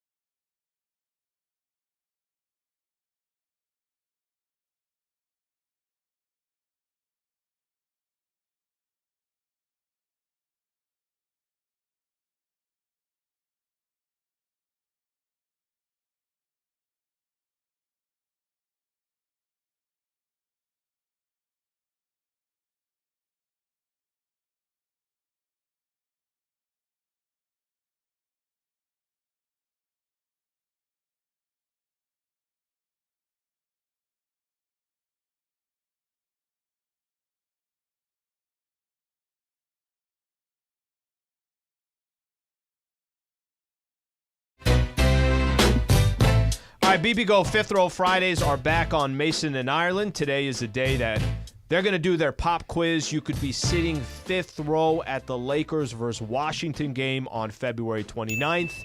Thanks, of course, to BB Go, the official game day snack of the Los Angeles Lakers. I love that promotion so much. It's Great. so fun. The people that call in, it's amazing, too. Like, they're either the first one that get it, or it's like the 17th person that gets it. It moves all around. Think of the prize. That's big time. Huge. Fifth row at a Lakers game. It's one of the best things that we give, if not the best thing we give away on the station. It's almost 12 o'clock, so I know why I'm saying what I'm about to say. But when you start saying, I love this promotion, you know what my brain just went to right away? What? BB Go. I'm like, yeah, I could eat too. Yeah, that sounds really good. That sounds good. We got the dumplings. We got the orange chicken. Like, let's go. Bring that in here. It's delicious. It's a go-to. When it sits in the freezer, it's like, perfect. There was BB Go in the 710 suite last night. Oh, very nice. Oh, so good. Because a lot of times, like, that frozen food can, like, feel like I just ate kind it. of like a last resort, like something you don't crave. Something that's like, okay, it's just convenient that it's there. But BB Go is something that you're like, I often crave it. I'm like, I need to go make some of this. That's a perfect description. The thing in the freezer is almost always the only option. So you just you heat it up and you eat it and whatever. BB Go's the only thing you open the freezer for and you're like, I want that. That's my first choice, not just the. Oh, is that a freezer burned chicken breast? No, okay, I'll throw in this other thing. It's not that. It's a staple in my freezer. There's not a lot in my freezer. CJ Stroud got 48 of 50 first place votes and 2 second place votes. Puka Nacua got the remaining other 2 first place votes. Feels right. He was a quarterback that took a team that won 3 games last year. And right. With a rookie head coach. With a rookie head coach and took him to the playoffs. Won a playoff game. Yeah. Yeah. No. I don't think there's any question. He obviously deserves it. Puka had such an incredible rookie year. I also wouldn't be surprised if it was he got 10 votes. Right? Like sure. I think that you can't. I would have been surprised if he got that many. That's 20%. You know who's going to win it, but I don't mind also giving representation to somebody that had an incredible rookie season on a team that was really good as well. And had injuries, too. I mean, there was Tank Dell, who was a massive part of their offense, and he got injured right before the end of the season. I don't, and this is not directed at either of you guys. I don't think any of us understand how complicated it is to play quarterback. Just the level of complexity that goes into playing that position in that league and doing it that well. Much inexperience. Exactly. Mm-hmm. So the reason Matthew Stafford is one of the best in the business, the reason that Mahomes and, take your pick, go down the line, is that they've been playing in the league a while. Like there's not too much you can throw at me that I haven't seen. Yeah. I know what it is. But when you get a guy that has literally, like even Jordan Love, who hadn't played a lot, been in the league, he'd seen it. They'd been in film sessions, NFL for years. Playing behind one of the... Right. Mm-hmm. This guy, it's like, okay, you come out of house, all right, you're our guy, go do it, and he did it. It's a no-brainer. That's a good sell. And that's one of the toughest things, I think, in the NFL, is these quarterbacks that get drafted and they're thrown into the fire right out of the mix. And there isn't this, can we give this guy a year? Can we give him 2 years? And some teams... Go look at Bryce Young. Some teams have the luxury of doing it. Other teams, there's just so much pressure. It's like, no, we need this guy to be our savior, and that's what they. And I'm taking nothing away from Puka here, and I'm also taking nothing away from Kobe Turner, who finished second in the defensive rookie of the year. Will Anderson, also from the Texans, won that. Not a bad choice. Both Nacua and Turner had guys that were helping them get to a place that, not that it makes it easy, but makes it easy. Matthew Stafford's throwing the ball. Right. You better put up numbers. Go ask Calvin Johnson. Go ask Cooper Kupp. If he's in the building, you're going to get a lot and balls thrown your way because he's that guy. Aaron Donald gets triple teamed like 49,000 times a season. That means you're going to have a whole bunch of one-on-ones and an opportunity to go sack the quarterback. A great player to get that sack. 100%. And to get these, he beat, I believe, Aaron Donald. He had more sacks in his rookie year than Aaron Donald did. So you know who wasn't playing next to Aaron Donald that year? Aaron Donald. Okay, but think about victim of circumstance thing. Think about this. Think about if I'd have told you before the year started that there's going to be some rookie of the year candidates, and the Rams have a couple that are in the conversation. And it wasn't their first pick in the draft that they picked. How Steve impressive Avila is that? I mean, think about how impressive that is to have names that are associated with the Rams for these types of awards. So, among other NFL awards that were passed out yesterday, former Super Bowl winning quarterback Joe Flacco was named the Comeback Player of the Year. Okay, first of all, this really angers me. I'm on the level of M was. We got Flacco on the line right now. Joe. Okay, so he had a great year when he came in week 11, whenever he came. It was when they played the Rams. Yeah. He came in late into the year. Yeah. Can we just stop for 1 second and realize what this award is? It's the Comeback Player of the Year. Damar Hamlin had most of the first place votes. He came back from the dead. He legitimately was dead for 9 minutes and came back and played in the playoffs. That's a good case. Okay. So Damar Hamlin plays. What comes to your mind this year? That he played. I said he played. P-L-A-Y-E-D. Not P-L-A-Y-S. No, P-L-A-Y-E-D. Emily, what's the play? Because I think I know what you're referring to. It was the bad fake punt in the last game that the Bills played against the Chiefs. That's right. But, okay, Damar Hamlin got recognized at last year's NFL Honors. Okay. So he got recognized at last year's NFL Honors. I'm just saying. Yeah, Greg. No. He came back from the dead. Right. I understand what you're saying. It's a powerful argument. No, I don't care what you did. Joe Flacco could have had the most amazing year ever and played from the week 1 to week 17. He didn't come back from the dead like Damar Hamlin. He came back from the dead of his career. No, well, yeah, he was sitting on the couch, sure, but he could have gone at any time. Doesn't matter. He came back from dying. Damar Hamlin. He should have been. Fantastic, Greg. Here's what I take out of this: Emily hates Damar Hamlin. That's what it sounds like. That's all I'm taking out of this. Go spread that around that I hate Damar Hamlin so much. Nobody thinks that you hate Damar Hamlin. I kind of do after listening to that. I also don't like Joe Flacco. I just think that he is deserving of that award. Who cares? No, seriously. Exactly. Who cares? You're the one who brought up the comeback player of the year. I just think that a guy coming back from the dead and playing football the next year and playing in playoffs I'm with you. deserves it. That's it. Seems like a pretty good deal. It seems like a pretty good deal. All right, Lakers did nothing. Now what? It's coming up next. It's Travis Lee, 710 ESPN.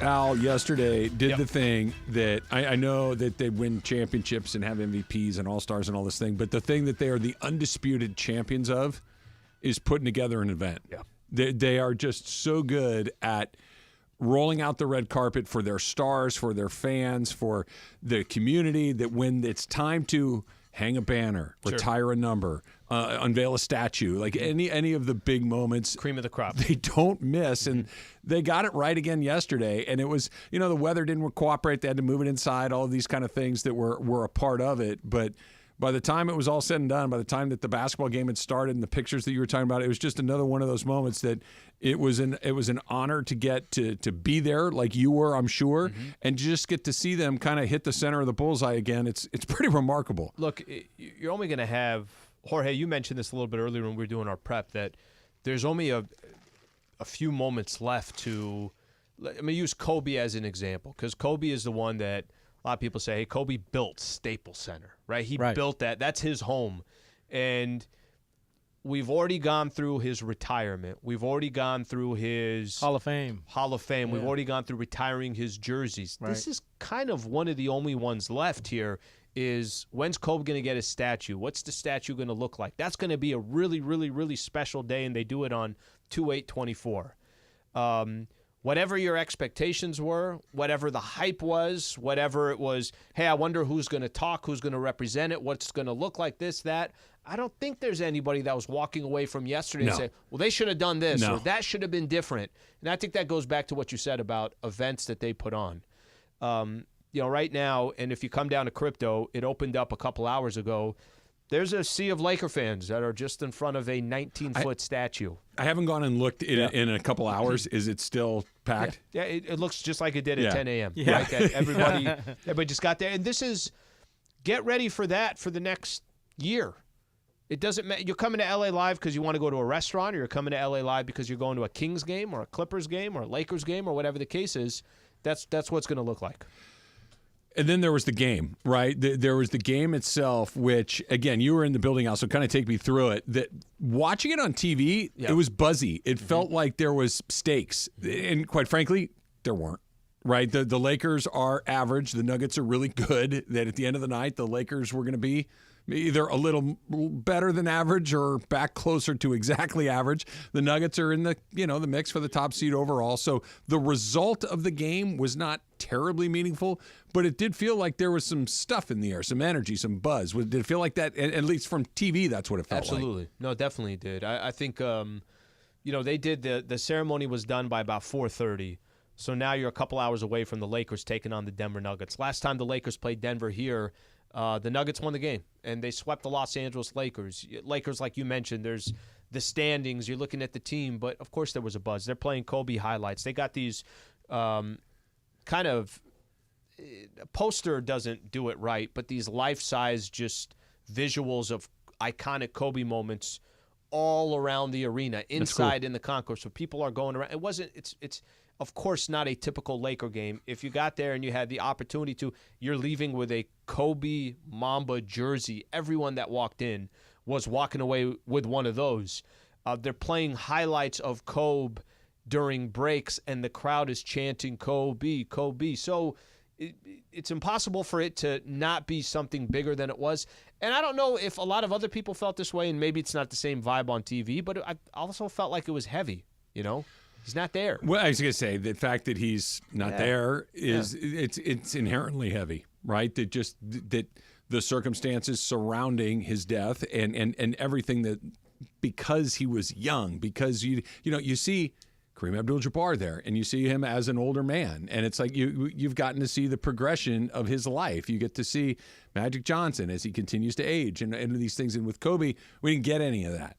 Right, it's and just he might have been able to announce his own statue, right? And to be there, like when Shaq came in for the unveiling of Shaq's, Vanessa and it was did a beautiful coronation. job. It's just that it is another reminder that it's not Kobe introducing his own statue. Of course, and then the statue itself was, we speculated: is it going to be arms out? Is it going to be a fadeaway? Is it going to be the pulling of the jersey aside? And the one that, as it turns out, he selected was having his finger raised in the air, and I loved how they did it when the confetti falls, because it just felt like that. And the more you look at it, the better it gets. And I think that's what you're going for, right? That initial is always wonderful, but when you see it the second time, when you see it the 100th time, when you see it the 500th time, do you still stare at it? Do you still see something you haven't seen before? I think that's really cool that I kind of saw from some pictures on Twitter is that I think when I first saw the statue, I was like, I recognize that pose. It's very cool. It's very, but then I saw it from the profile, and I think I got it better. I think it was a better view for me because I'm like, that's more the picture of the image that I realized is like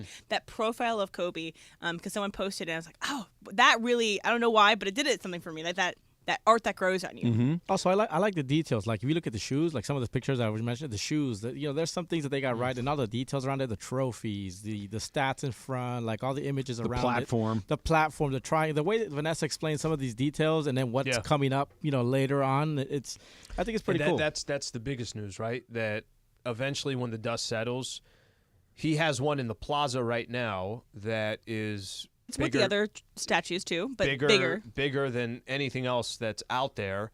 But he's also going to have one at the other entrance, and he's also going to have one at the other. He's going to have 3 total. That was kind of a shocker. It was kind of thrown in. It was thrown in. I don't know if casual is the right way to put it, but I definitely wasn't expecting it. Let's put it that way. I don't know why this matters so much to me, but it does. That when you add something to something that you already have a picture in your mind's eye, right? That this is what this thing looks like to me. Like, for instance, I'll use this as an example. When I think of Dodger Stadium, I think of the pavilion roof, the zigzaggy pavilion roof, and the 2 big scoreboards out there. And those lights in between those. Yeah. Right. That's in my vision of Dodger Stadium, that's what comes to mind. If you did something to foul up that vision, then all of a sudden there's this thing in there that doesn't look like it's supposed to be there, it's disorienting. That statue feels like it's been there. Like when you visualize Staples Center, it's that plaza. It's that view, Crypto.com. When you look at it there, you see Magic with his finger out. You see Kareem with the sky. Like you see Shaq hanging off the building. All of it. It feels like that's been there forever. It feels like it's exactly where it's supposed to be, the size it's supposed to be. It just fits into the landscape of crypto perfectly. And that's not easy to do. Like if you don't place it in the right spot, if it's not the right size, if it's in a weird spot, it's like, oh, it's over there? Oh, okay. It just, they got that part of it right too. The right shape, size, pose, all of it. Even the jersey. It's the only one with a white jersey. Yeah. All of them have that that yellow or gold jersey. It was the Sunday white jerseys, That's right? That's what Lakers used to wear, and he did it on a Sunday. Just quick reminder here. BB Go 5th Row Fridays are back on Mason and Ireland. Today is the day. They're going to do their pop quiz. You could be sitting 5th row at a Lakers versus Washington game on February 29th. Thanks to BB Go, the official game day snack of the Los Angeles Lakers. And then the game unfolded like every Nuggets-Lakers game that we've seen for a while. That, hey, this is a good, nope, they lost. Hey, they're going to, nope, that's that. That just feels that, sometimes, you've heard me talk about this a million times. The Clippers, they're always going to spit the bit, right? That when it comes time to it, they're going to blow it. This is kind of that just, the Nuggets and the Lakers right now, the Nuggets might let you hang around for a second, but they're not going to close the show. They have the Lakers number, period, right? Slee, look over your left shoulder. What's happening over here? Look over your left shoulder. What's quickly. happening over here? Look what we got here. Some Hello, Pizza Hut ladies. in the house. What's going on, guys? Let's get to it. Let's open that box. How Let's we see what's doing? in there. It's the pizza you guys made last time. I'm just Oh, wow. Let's show you the new hot honey products. Look at this. I want YouTube to get a little jealous. Oh, my. Look at those pepperonis. They're all My cupped, goodness. They're the little cup pepperonis. And perfect for the hot honey to get stuck in that. And it's That's perfect. amazing. What's in that other little tub? Got some wings over there. Okay. Yeah, I got some wings over there. Okay, so how are things? Are things you guys still holding up even though Travis and I aren't there cooking? We're going to have some videos that go out. People don't know. Yeah. Obviously, today's National Pizza Day. But we got a chance to kind of get in there, get dirty, a week ago or so, and made our own pizza. So I'm glad Pizza Hut's still doing fine, even though Travis and I have not been able to help here recently. You guys all right, call us? you guys are going to Okay. get crushed. You can pre-order, right? You can pre-order your pizzas. You can get that done at Pizza Hut right now. But Slee, I can tell you, neither of us made that pizza because it looks right. Yeah, because it looks good. Mine was really shaped kind of like an 8 somehow. I wasn't trying to do it, but there was like a dent in the middle. The I don't scariest know. part for me was when it came out of the oven and I had to transfer. Oh, that it little from there. pliers thing? This thing's gonna fall flat, and everybody's gonna say that Al, you're fired. Rocker knife. back and forth, cut that pizza. I made, instead of making 8 perfect pieces, I made 8 pieces. 2 of them were like as thick as my finger, and 4 of them were the size of my head. Custom cut. Thank you. I like that. Okay, so just a reminder here. Yes, Sunday, the big game. Obviously, everybody's getting ready for the big game. Pre-order your pizza. You can do that at Pizza Hut. Just go to the website, go to the app, go to pizzahut.com or the Pizza Hut app, and you could build your big game order. Don't do it right at 9 o'clock, 10 o'clock. Everybody's going to be ordering pizza, so make sure you do it in advance, and look how good this looks for the big game. You know what just happened? What happened? The wind in the studio has shifted, so it's coming this way. Like it way? just hit me. Like literally just now, I'm like, I can smell the pepperoni. I can smell the honey. I can smell the wings. Like before, I could see it, which triggered one part of my brain. But now that I can smell the pizza, it changes everything. We're going to need to go to a break sooner than later because everything. I need to get into that. Yeah, I'm looking here. You know what's the best part about Pizza Hut? And I am a very picky pizza person. I'm a very specific pizza person. I don't like all these types of pizzas. What I like about Pizza Hut is their crust is so good. The crust is perfect you did for stuffed Emily. crust when you built yours, but right? I've had stuffed crust, and I've also had the regular crust, the pan crust, and every time it always kills it. So that's one of my favorite things about Pizza How Hut. about the jalapeno getting slipped into that stuffed crust? Great. You can order that. You can call and ask for that. Yeah, it's like threw me out of nowhere. secret menu. Hey, you know what? When you do that stuffed crust, jalapeno that thing. Valentine's Hey, give me the Day. one with the heart shape. Right now, there. they won't cut it. No. Do you know is why? that? Why is that? Because Pizza Hut doesn't serve broken hearts. What? That's why. Aw, that's so cute. It's very cute. It's very cute. All right, shout out. Thank you to Pizza Hut. Thank you as always. Our picks against the spread. Coming up next is Travis Lee, 710 ESPN.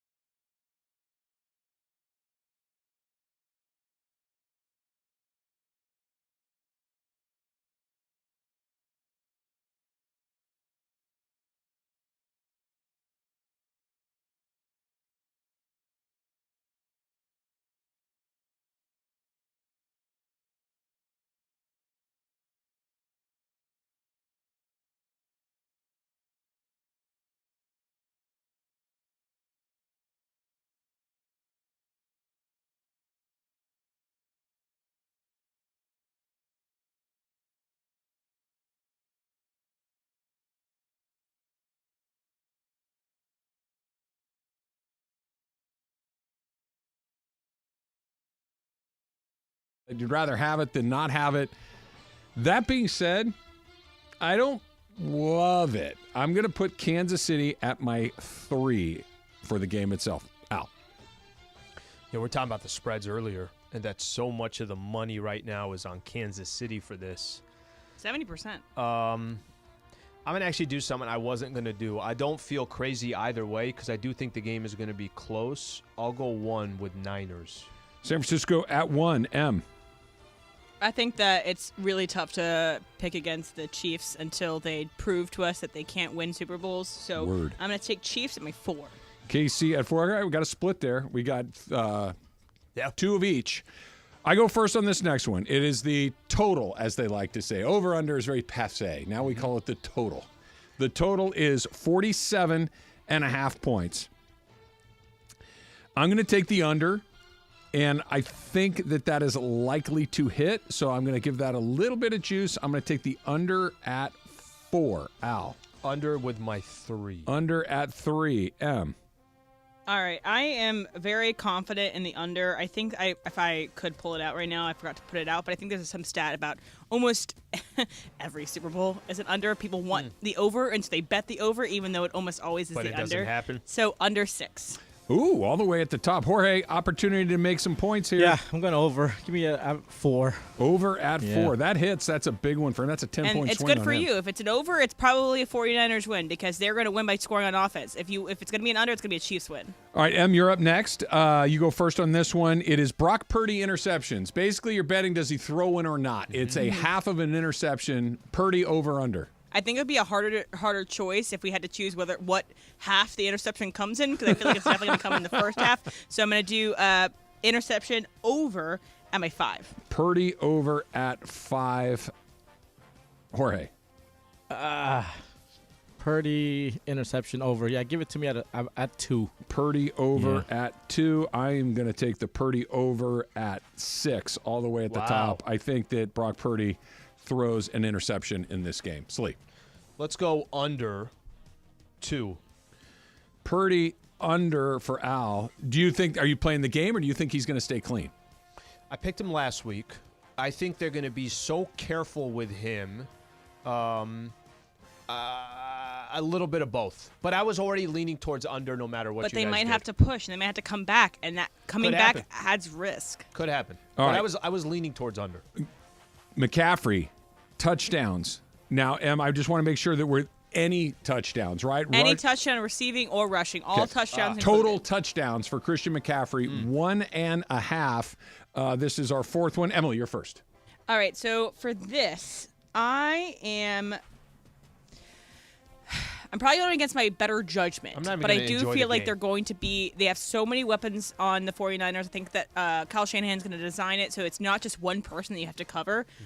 So I think that I'm going to go under. I think he'll get a touchdown, but I don't think he'll get 2. So under, though, is my 2. McCaffrey under at 2. Jorge. Give me McCaffrey over at 5. McCaffrey over at 5. There's so many swings in this thing. Over. I'm going to take McCaffrey. 2 touchdowns is a lot. I know he gets – 1 is almost you can put it in the bank, but that second one is asking a lot. Did Cooper have 2 in the Super Bowl? Cooper had 2. I know OBJ had 1. OBJ had 1. I think Kupp had – or did he just get the one at the end? I don't know if it's just the one. He had 2. He had 2, two touchdowns almost guarantees you a Super Bowl MVP because you're that involved. It's pretty close. I'm going to take McCaffrey. I'm going to go with the under, but I'm going to put it all the way down at the bottom at 1. McCaffrey under. Al. So everybody under but you, right? You went over. I'll go under. That's my 4. I think McCaffrey does not get 2 touchdowns. I'm sorry. Under, Al? Under 4. Okay. Yep. Under at 4. Where you're getting down the stretch. Travis Kelce, same bet. 1.5 touchdowns for Travis Kelce. Jorge, you're first.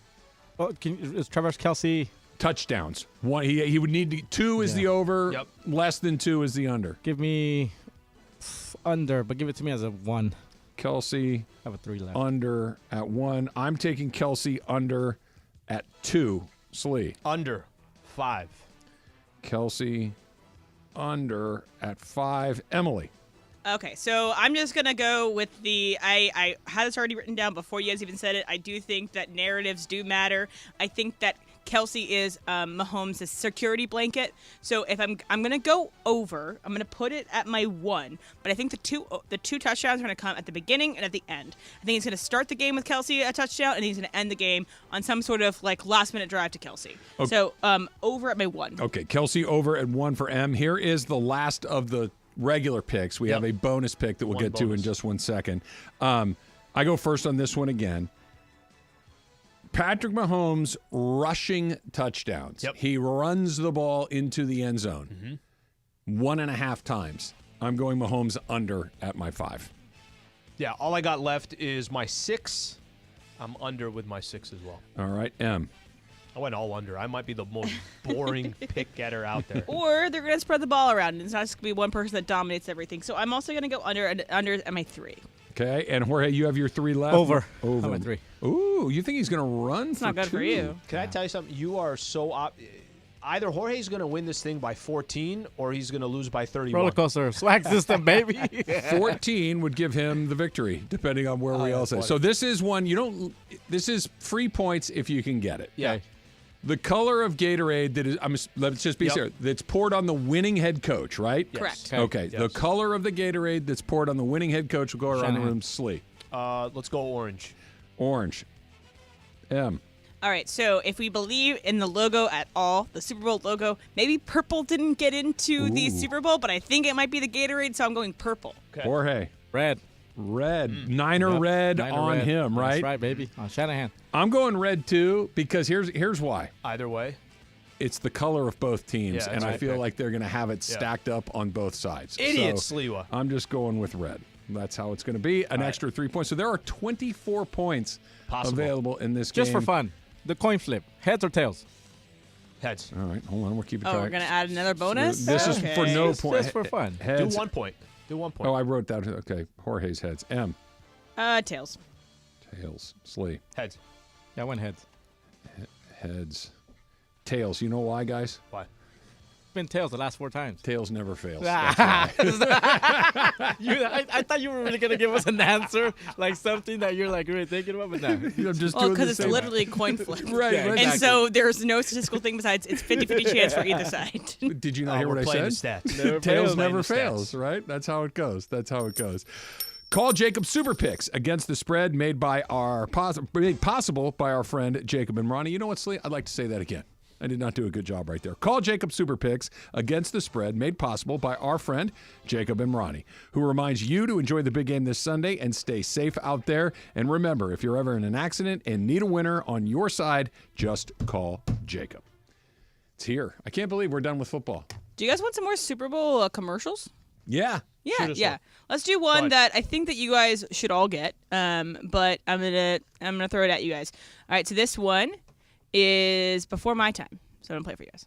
One result, one cause. Okay. Travis. This is Budweiser, the Trisdales, or the Nope. horses. No? Travis? Apple. Yeah, it is Apple. It's the 1984 commercial. Yeah. It's the where she throws the hammer at the big guy talking. And, Oh, and that's the one you talk. Yeah. All right. I wasn't even That born wasn't yet. I think White. I think Ridley Scott directed did. that Yeah. commercial. Yeah. Yeah. I have one more for you guys. This one is more recent, okay? So it's in the last 5 years, okay? So I'm going to play it for you now. Hey, Mr. Smith. Want to try out my time machine? It runs. Sure. Oh, Travis. Doritos. It is Yeah. Doritos. So there's a time machine. The little kid is trying to trick the people into getting into this time machine. And then at the end, it's not even the kid's front yard. He's using someone else's front yard. And the guy's like, get out of here. Scram. Travis is right. I didn't know that this would be a Travis-centric commercial. Travis is right. I need everyone else to step up their game. And we didn't do it. Are we not going to do the one that I kind of tip my hand with Berg? Yeah, we can do that right now. All right. I'll stay out of this one. All right, so this one is this one. Mr. Green? Mr. Green? Yeah. You need any help? Mm-mm. I just want you to know, I think you're the best ever. Sliwa. Okay, I know it's Joe Green, right? Yep. Yes. Do you want to hear the rest of the commercial? Yeah. Yeah. It's a soft Sure. drink. It's Coke. Want my Coke? Yes, it's you want my Coke, and it's studied in all the commercials and everything. It's one of the most. It's in all the schools that teach about advertising and communications. They do this commercial because it is so stuck in everyone's brain. Widely considered the birth of the Super Bowl commercial. That was the one that made them more cinematic, that made them more emotional than, hey, here's a Coke. It was about the feels. How much money you want to put into this so that people remember your thing, and that why it's such a prime location and for that. And Mean Joe Green tossing his jersey, and again, he's limping off the field. He's in the tunnel. He's covered in grass stains and sweat and blood, and he throws the kid his jersey. It's like he gives him a Coke, he gives him his jersey, and everybody cries and goes home and has a great day. Have a Coke and a smile, Jorge. Anytime. I'm trying to see here. I do have one more that maybe we can play in crosstalk. Okay. So maybe see who of Mason and Allen can get on it. Works for me. Hot and Cold's coming up next. It's Travis Slee, 710 ESPN. And Slee. Yes, sir. Prize picks coming up this Sunday. Oh, we got a free pick. They're giving you one. They're giving you Patrick Mahomes. He just needs to throw for a yard, and the more than will hit. That's Prize Picks. You pick between 2 and 6 players. You can turn $10 into $250 with just a couple of taps. All you have to do is pick more or less on the statistical projections, and you win. All right, and we always talk about this. You got the NFL games, obviously, this weekend. How about all the NBA games out there? Every single day, some really, really good NBA games. You can take, as an example, Jason Tatum's playing tonight. DeJounte Murray. Let's go DeJounte Murray. More than or less than 21.5 points. They're taking on the Philadelphia 76ers. I'll go more than. If I just want to stay, Trae Young's available as well. Maybe a future Laker if Travis gets his wishes. 25.5 points. Over 7 million sports fans have already signed up. I'm one of them. Travis as well. Join me. Watch your favorite players get paid doing it. Right now, Prize Picks will match your first deposit of up to $100. Just download the Prize Picks app. Use that code 710. That's code 710 on Prize Picks for a first deposit match of up to $100. Prize Picks. Pick more, pick less. It's that easy.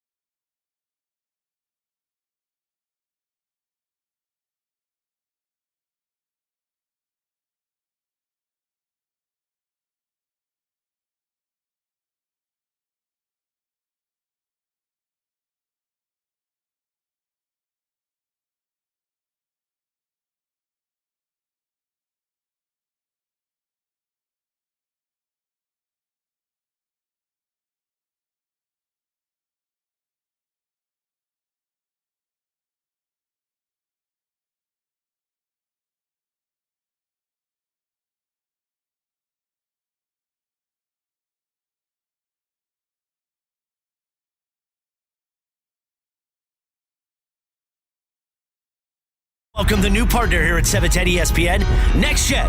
NextGen, the official AC, heat, and plumbing company of SoCal sports fans. You're as cold as ice. Call 833-3-NEXTGEN, NEXGEN, or visit nextgenairandplumbing.com. Time for our feature we do 3 days a week at 12:30 p.m. Who's hot? Who's cold? Thanks to NextGen.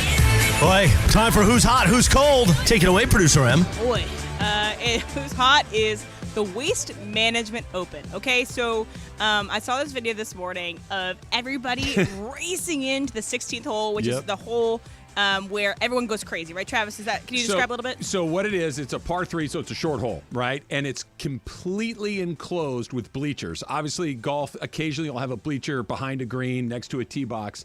This is the only hole in golf where the entirety of the hole is enclosed in like a stadium setting, and it's filled not just with people, but with people that are there explicitly to go nuts and get wasted. That's what they're there for. And so why it's hot is that this has always been something that's been confounding to me. I don't really understand, like, why, how it happened, who decided that this was the place that you're going to go get drunk and be crazy. Was it because it's waste management and think that's funny? Is it because it's, just because it's in Arizona or like it's in Phoenix, right? It is in Phoenix, Scottsdale, it's in Phoenix, yes. and it's a fun place to go on a spring break or to go party with your buddies. Yes. And so it's all these things combined. It's just now it's a part of a fabric of the, white frat boy society, and that's great, but it's so confounding to me. It is. Well, I try to make it as simple as I can. I've been to this. It's fun.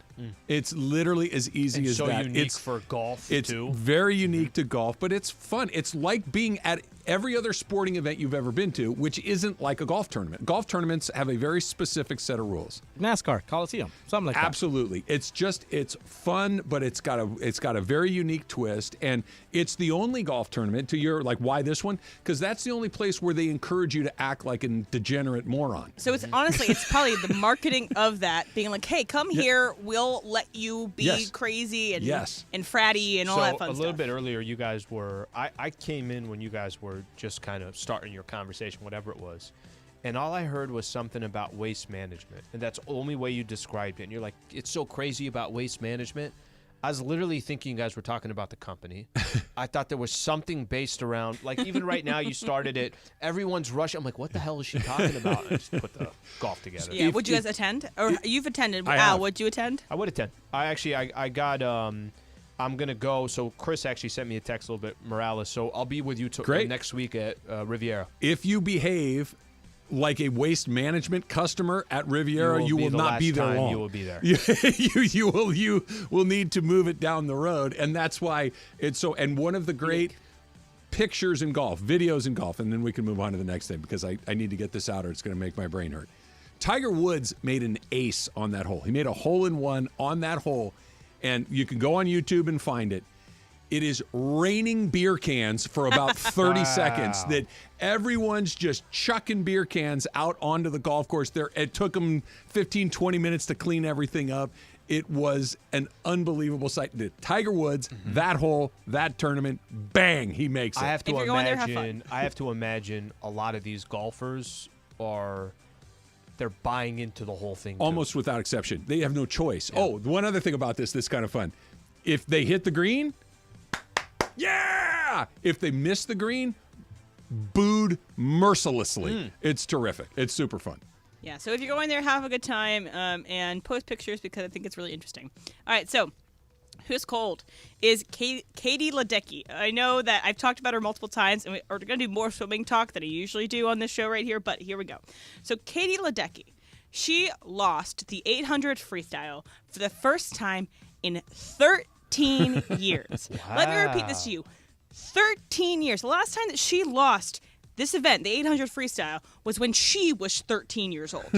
Like, let's just think about that for a second. So she lost to Summer McIntosh, who's a 17-year-old Canadian swimmer, and Summer beat her by 6 seconds, which is a lot typically in a swimming event, but in the 800 freestyle, which is a very long event, it's not incredibly long. Like, Katie usually beats people by, 30 seconds, just to put it into perspective. Another thing to put in perspective about the 800 free specifically for Katie Ledecky, before Summer McIntosh swam this event at this time, Katie held all 30 of the fastest times of the 800 freestyle. So Ever? Of the world, the top 30 times ever were held by Katie Ledecky. Now, Katie holds 29 of those, and Summer is at 16. She didn't get in the top 10 of Katie's times. So I know we talk about GOATs all the time and about people that are dominant in their sports. That's insane. This is priming you for this summer. Go watch Katie Ledecky swim. She is a freaking beast. So she has, so let me just add this too. She has won 46 medals, 36 golds, 9 silvers, and 1 bronze across international competitions, including the Summer Olympics, World Championships, and Pan-Pacific Championships. Her best event is the 800 freestyle that you want to see her swim, but she swims everything up and down the board. So she's a dominant person. She's someone that you should root for the Olympics this summer. Go watch her. Go celebrate greatness when you can. And you know she's washed because she lost one event to Summer McIntosh. And that girl Summer can have it on her shoulder. So can I ask a question? Did Katie Ledecky have a bad day, or did the opponent have the day of her life? Summer had a great day. Okay. It was not Katie's best swim. It was not her personal record or personal record of this past year, but Summer was out of her mind. That's a remarkable stat that she had all 30 of those locked down. Did in that world, just based on her age and how long she's been doing it, did she start slowing down for what? Give us the so equivalent. This is kind of the end-ish. I mean, who knows? We have LeBron, we have Tom Brady, we have people playing past their what people used to say was their prime. So usually you have 2 Olympics to be at your prime. Katie's already been to 3, so this I believe would be her 4th. No, I think this would be her 3rd. Either way, it's a little longer than the typical prime because of she started pretty young and she was very good pretty young. She had a kind of advantageous birth year. So this might be the last time that Katie's at her peak. Okay. But this is unusual. So Michael Phelps would lose the 100 fly occasionally. Like, he didn't have 13 years of dominance in the 100 fly. The 100 fly was his best event. That's insane. This is...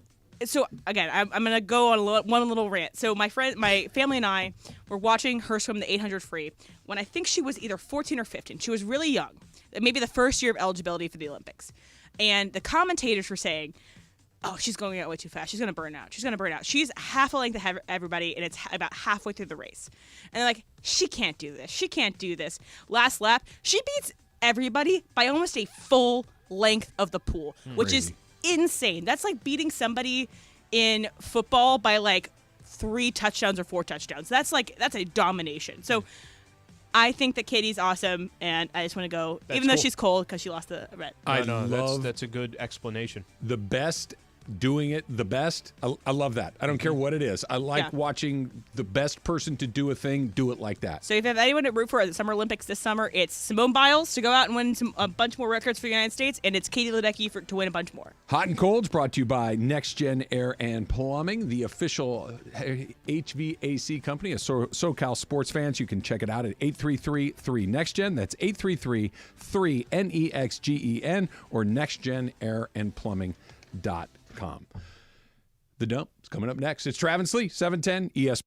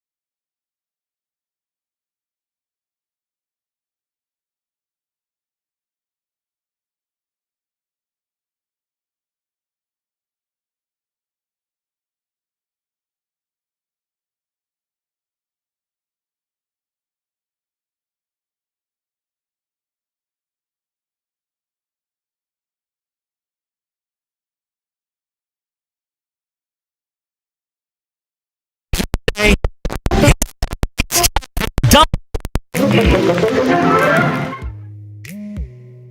it's the dump, guys, and we didn't talk about this yet, but Lamar Jackson won the MVP yesterday, and he is one of the. I'm just laughing because they did not have their headphones on. So Lamar Jackson won the MVP, and he is one of only a handful of people that have won the MVP twice. But he is the only one that has not won a Super Bowl while having the MVP twice. So here are the other people that have won 2 MVPs. So since 1967, it's Peyton Manning, it's Aaron Rodgers, it's Tom Brady, it's Brett Favre, Mahomes, Joe Montana, and Steve Young, and all of them have Super Bowls. So does it say something more about the MVP award or about Lamar Jackson? You guys think? Lamar Jackson, for sure. Right? Because if there were even 1 or 2 other names on there, it's like, okay, sometimes that happens. It's one name.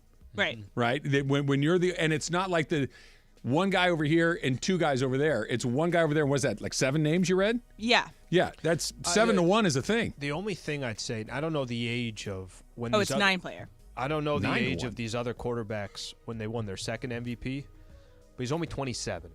So, I guess the point is, did it come when they were 31, 32, 35, just using as an example, right? That he got his 2 MVPs so early. That's the only thing that I could give him a little bit of, but ultimately at the end of the day, he is remembered right now because he has not won playoff games. It's hard to use that as an excuse because he is the youngest 2-time MVP, but the one who held it right before him is Patrick Mahomes. Yeah. But the reason why we can't make any comparisons to Patrick Mahomes is because, like DeMarco was just saying when we chatted with him, and how everyone's comparing the numbers with Brady, Mahomes and Brady. I think he's in a class of his own, and for us to compare anything Lamar and Mahomes is, we shouldn't. Let's just put it that way.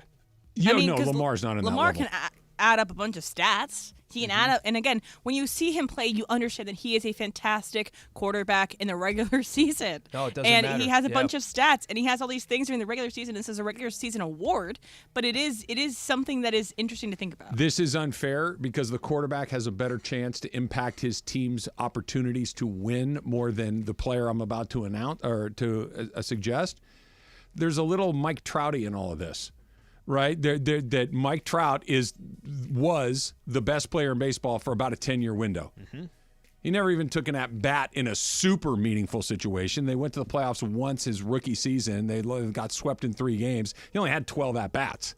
Okay, so it barely even happened. But the criticism of you're the best guy, but your team is never kind of in the mix in a real level, it's a tough putt to overcome. Yeah. It's a tough objection. Baseball, a little more because Lamar Jackson has the ball in his hands every play. Yeah. Mike Trout doesn't have the bat. This is the furthest that they got with Lamar, right? They got home field. They make it to the AFC Championship.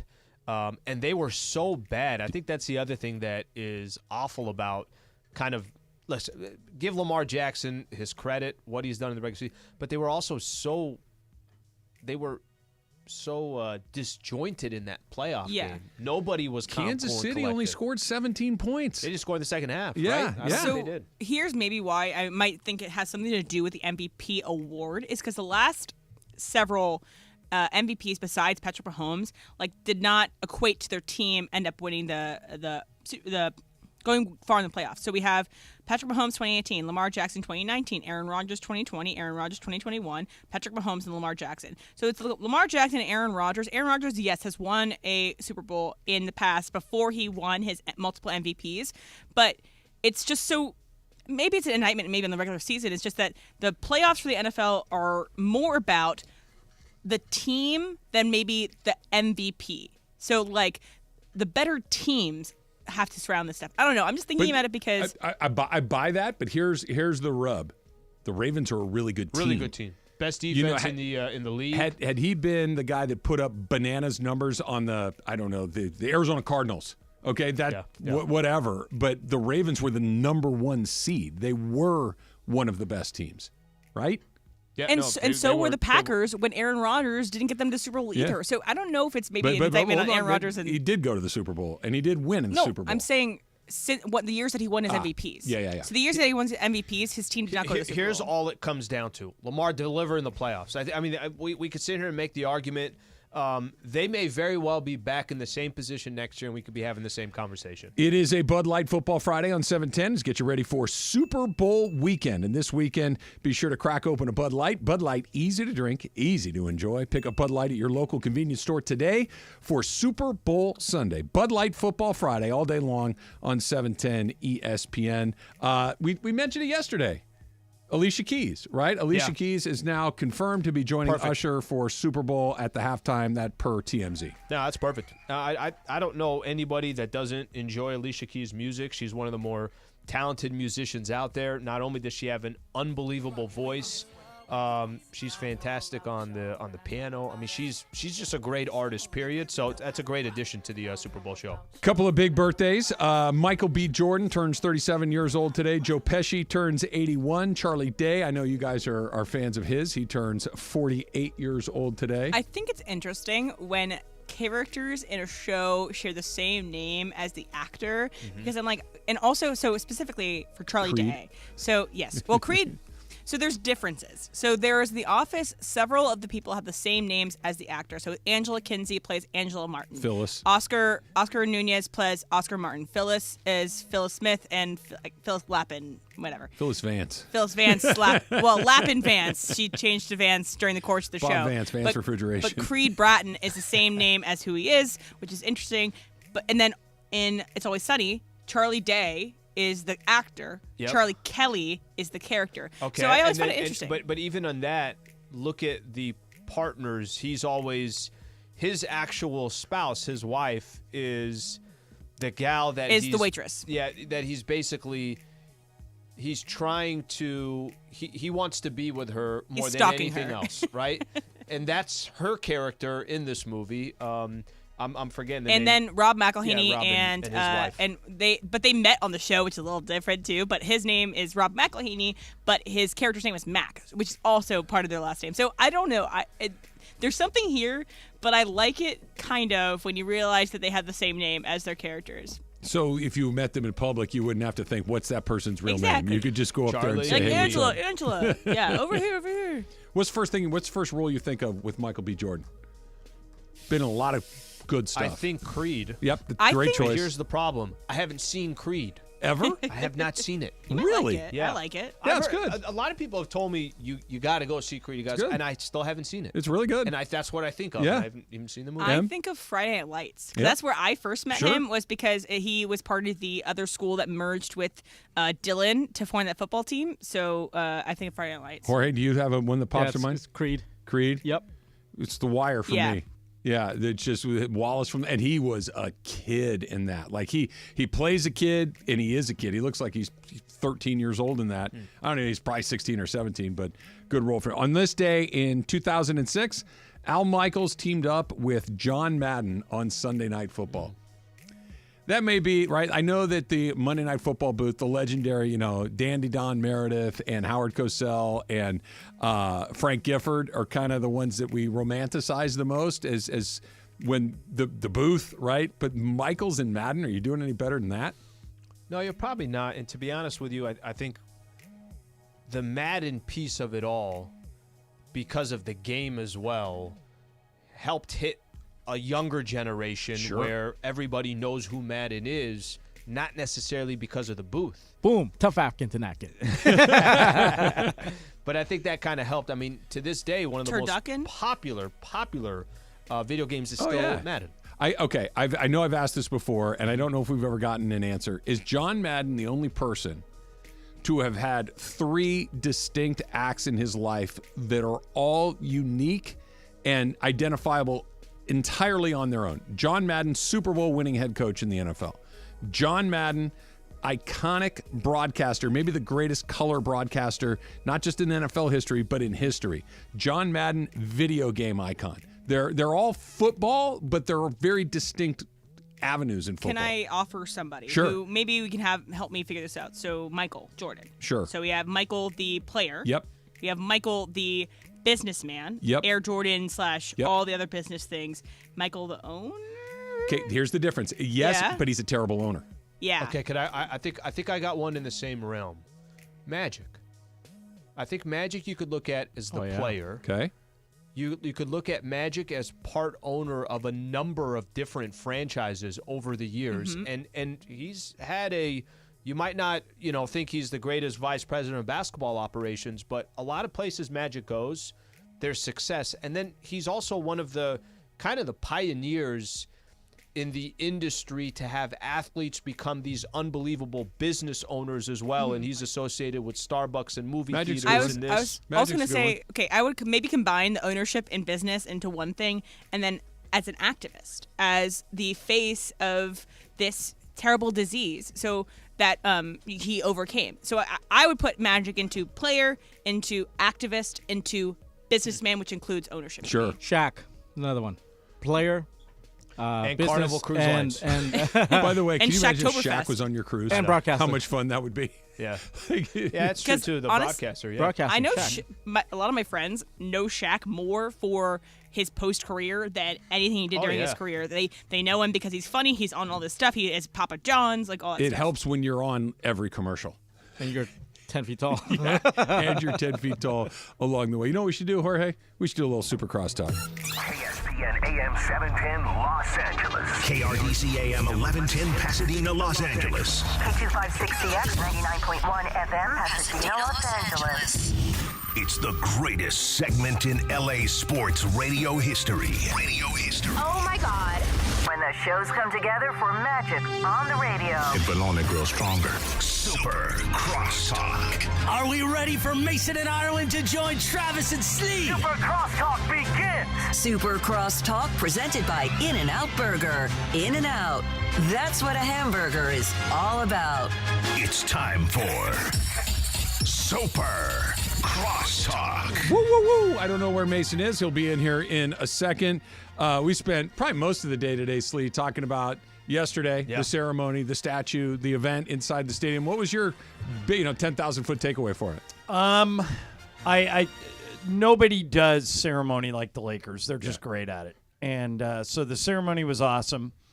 The game, less so, simply because the Lakers' margin for error now with all these injuries is almost zero. Yeah. And against a good team like Denver, I don't know how they win. They can win tonight.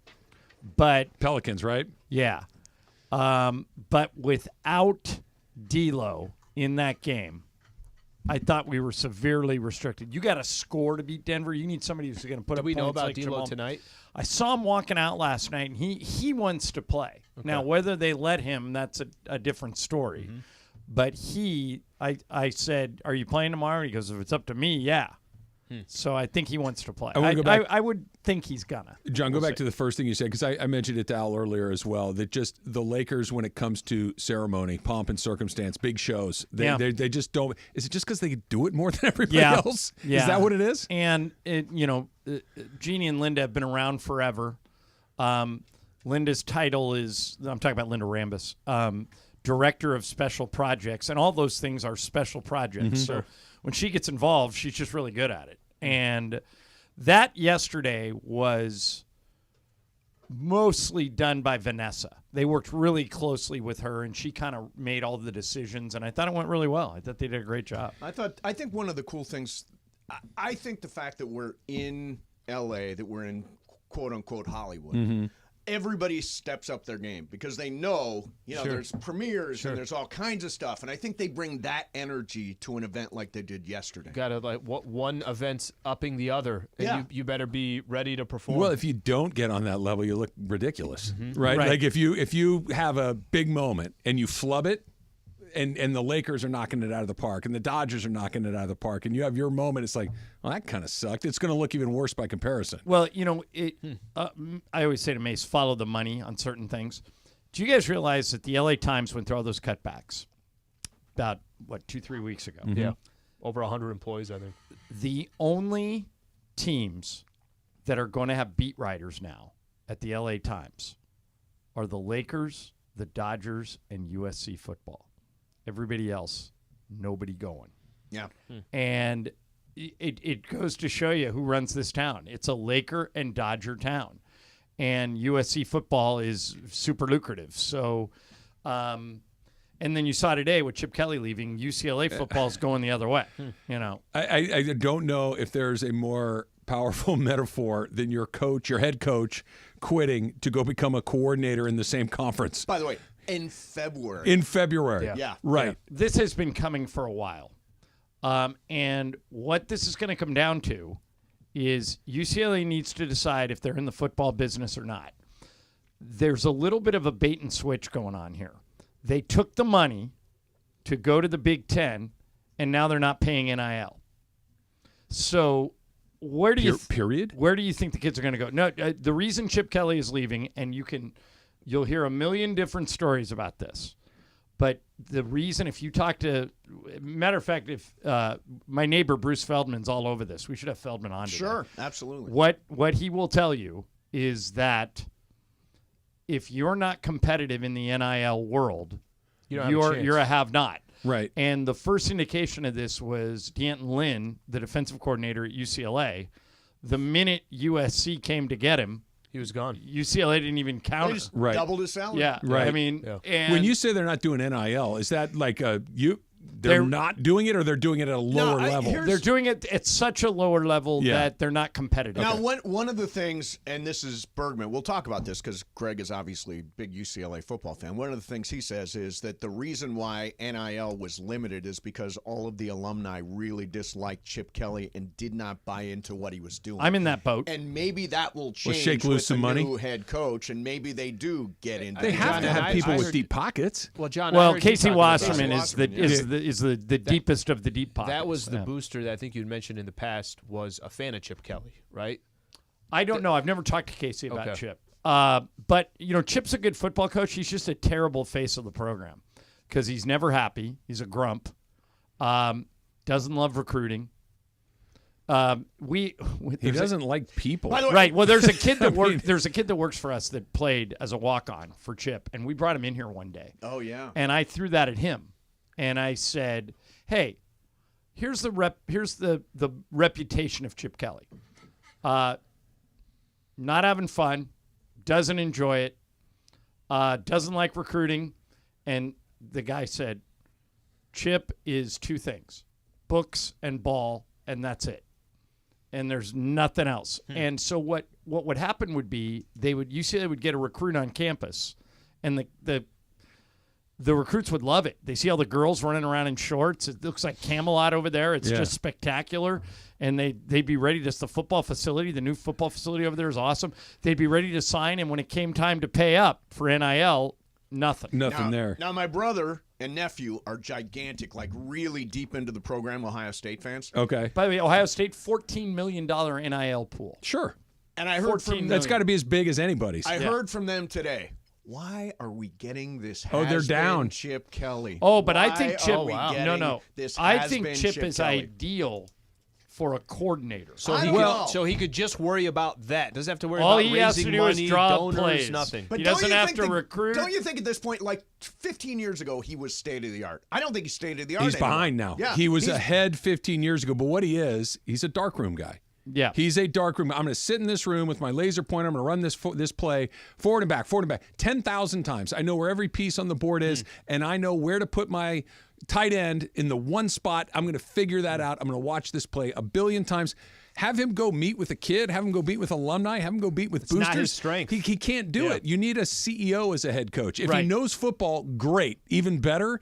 But schmooze the alumni, schmooze the NIL people, schmooze the media, schmooze the fans. He's a darkroom guy. Yeah. Give him a laser pointer and let him figure out plays. He'll be all right. Yeah, I think he'll be good at Ohio State, but I'm glad he's leaving. As a UCLA fan, I'm glad. And there's this rumor we might get PJ Fleck. He'd be perfect. He's a good coach. Be good. Yeah, he's a really I'd good coach. way rather have PJ Fleck than Chip Had Kelly. an 11-win season, has won 3 straight bowl games. There are a lot of reasons to like PJ Fleck. Where are you guys watching the Super Bowl? I'm going to a party. Okay. One of Lisa's friends who I like a lot, and they're loaded, so it's going to be a really good party. Nice. Trav. Yeah. Is it a football party? Or is it like a party for people that aren't big football people? You understand what I'm asking? Yeah. Like, are you going there? People that are there will be excited to watch the football game. Oh, hell no. There's a party. It's a party. Yeah. It's they'll a be party. excited about what's in the bar. Okay. Yeah. What about you guys? Party? Not me. No. I'm not going to a party. I got invited to one, and I'm like, no, I like to watch the game. I'm with you. You know, I'm trying something. See the commercials. Yeah, I got a million like bets on the game. I got a few. Yeah. I'm playing golf in the morning, John. I've never done that before. Where you kind of go out. I'll be done. I do it regularly. Do you? Is it as empty as I'm hoping it'll be? Let me tell you, it's great. You'll have the whole rest of the day, but it's going to be in the 40s in the morning. That's all right. Yeah, I'm so insulated. you just got to layer up. But I love playing in the morning and having the whole course. The greatest thing in the world is, I have them twice this weekend, is getting the first tee time because then nobody's in front of you. That's a good deal. You just go. You ever played on Christmas?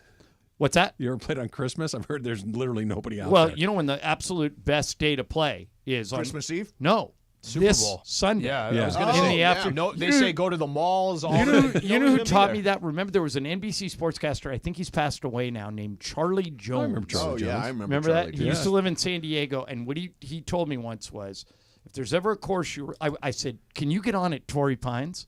He goes, yeah, and you know when I play? Right during the Super Bowl.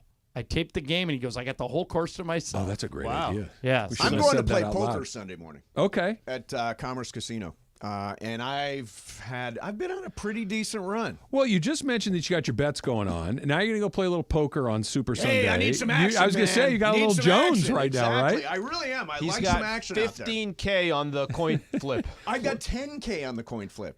On your mythical money. On mythical money. Yeah. I just I'm made all over heads. All over heads. I just made ridiculous bets. Like I've got 3 parlays going. One of the bets I have is that you're on this too, Mace. Reba McEntire will sing the anthem in under 89.5 seconds. I don't know why I know this, but do you know that the over-under on Reba's anthem is the lowest ever? She sang historically she's never sung longer. She sang it 10 years ago and did it in 83. Yeah, right. So I got a 6.5 second buffer. Like sometimes the over-under on the anthem is over north of 2 minutes. I got 50,000 or 5,000 mythical dollars on Usher's first song being. Yeah. At 8 to 1. The only one I We know. got 8 to 1. We got one on the Gatorade bath. The color I of the heard Gatorade. you went Go really, orange. Travis Went orange. totally No, it has was this orange last nailed. year. I think he's Travis nailed it. Explain, Trav. It's I think red he's right. because both teams are red. Both so they're teams going to are fill red. the buckets with red so it looks good when Might they be take right the on No, pictures. that one. last year when the Chiefs won it, it was orange. Okay, but there were there were not red 2 teams. reds. I feel a lot better. Yeah. Right? I just feel like that if we're And went making purple. a TV show, which we are, you want the pictures to look good. Yep. You want the All right, photographs so here's to look my good. first parlay. Tell me what you guys think of this. All right, anthem under 87.5. Good. Actually, it's up to 89. 89.5, yeah. Yeah. Listen to us. Oh, it's 89. It's up to 89. That's not as good a value. Yeah. No score. Mason's on the other side of this bet. I say no score in the first 7 minutes. And I say yes, somebody scores. Super Bowl starts slow. It And does, I'm generally. going anecdotally here, but they feel like they always start slow. Kansas City has gets scored a on their first drive. drive in each one of their playoffs. I say a field goal is What if they getting don't off get the the ball board first? for At least a field 7. goal, yeah. All right, so Okay. that Field could goal. screw me. All right, jersey number of the first TV scorer, odd. Wait, what? Okay, so you can pick an odd or even. I'm thinking it's either going to be McCaffrey, who's 23, or Kelsey, who's 87. If Pacheco scores first, I'm screwed because he's Well, I'm 10. confused at You what go we're odd. betting In on. other words, it's an odd number versus an even number. If you had At the first commercial? No. The first person touchdown to score a scored touchdown is in the wearing game an odd is his number Okay, I didn't odd understand. or Okay, now I even. got it. Now I got it. Mahomes Basically, is, Mahomes is 15. Yep. Right. Kelsey's 87. 87. Odd is the right one. McCaffrey's 20. What's Debo? Debo's 19. Right. Purdy's 13. what is Oh, you're good. what is Yeah, you're Pacheco? good. Is he the 10. guy- He would he could would be the screw one me. that would screw That's the okay. whole thing up. All right. on yourself. You're odd. First offensive play Yeah, of the he's odd. game. Yeah, I'm odd. All right. First offensive play of the game. Run. Oh, I go pass. Very first play. Yeah. I I think go they're run. gonna. I think I they're go gonna run. Here's what wade you- into it. There's a chance Purdy could throw on the first. If it's Mahomes, they're going to pass it. All right. If they have the ball I first, think they're going to Kansas pass City's it. going to run the ball. All right. So that's my first parlay. My second parlay: under 4.5 sacks total in the game. Okay. What do you think? I'd go over. Okay. They both got good defenses. KC for the game over 23.5 points. I like that. I Yes. like that Okay. for sure. And then the last one: Mahomes over 4.5 rushing attempts. Rushing attempts. Yeah. Well, I and, like that. And Over. kneel downs I'll go count over. as a And- rushing yeah. Do attempt. sacks count too? No. No, just kneel downs. Kneel downs or Scrambles. or 4.5? 4.5. Oh, yeah, over. He's run for 6 in the last 2 playoff Yeah. games. All right. How about this one crazy one? Okay. $1,000 mythical dollars. Sam Darnold, Super Bowl MVP. It is what are the odds? 300 to 1. Oh, sure. Yeah, I mean, I'll throw All right, 1,000 at so that. my Hail Mary is this: $1,000. This pays 90 to 1. Okay. Okay, if it hits. I'm just throwing it out there that this could be a defensive battle. I think Kansas City's defense is underrated. Yeah. So, Mahomes under 282 passing. Okay. Okay. He was Mahomes under under 1.5 passing touchdowns. Okay. Okay. Kelsey under 72 yards receiving. Wow, you're going the under and all that stuff. I'm worried about. McCaffrey under 89.5 rushing. Debo under 59 receiving. Kittle under 59 receiving. Brandon Ayuk under 52. Now I know why it's 90 to 1. 90 to 1 is about right on that one, yeah. So, but it's $1,000. That's fun. Do you have your sheet out when you're watching the game? Are you checking these things off as they go? I will have my You wait for bourbon them- out when I'm watching the game. No worthy splash? Not at this party. All right. I have a whiteboard with all my bets. Do you really? I have a whiteboard with all my bets. Trav, I need something I can refill throughout not the right game. now. You refill the tequila, and you're being carried home in a wheelbarrow. Sometimes you got to take one for the team, John. Super Crosstalks brought to you by In-N-Out Burger. In-N-Out. That's what a hamburger is all about.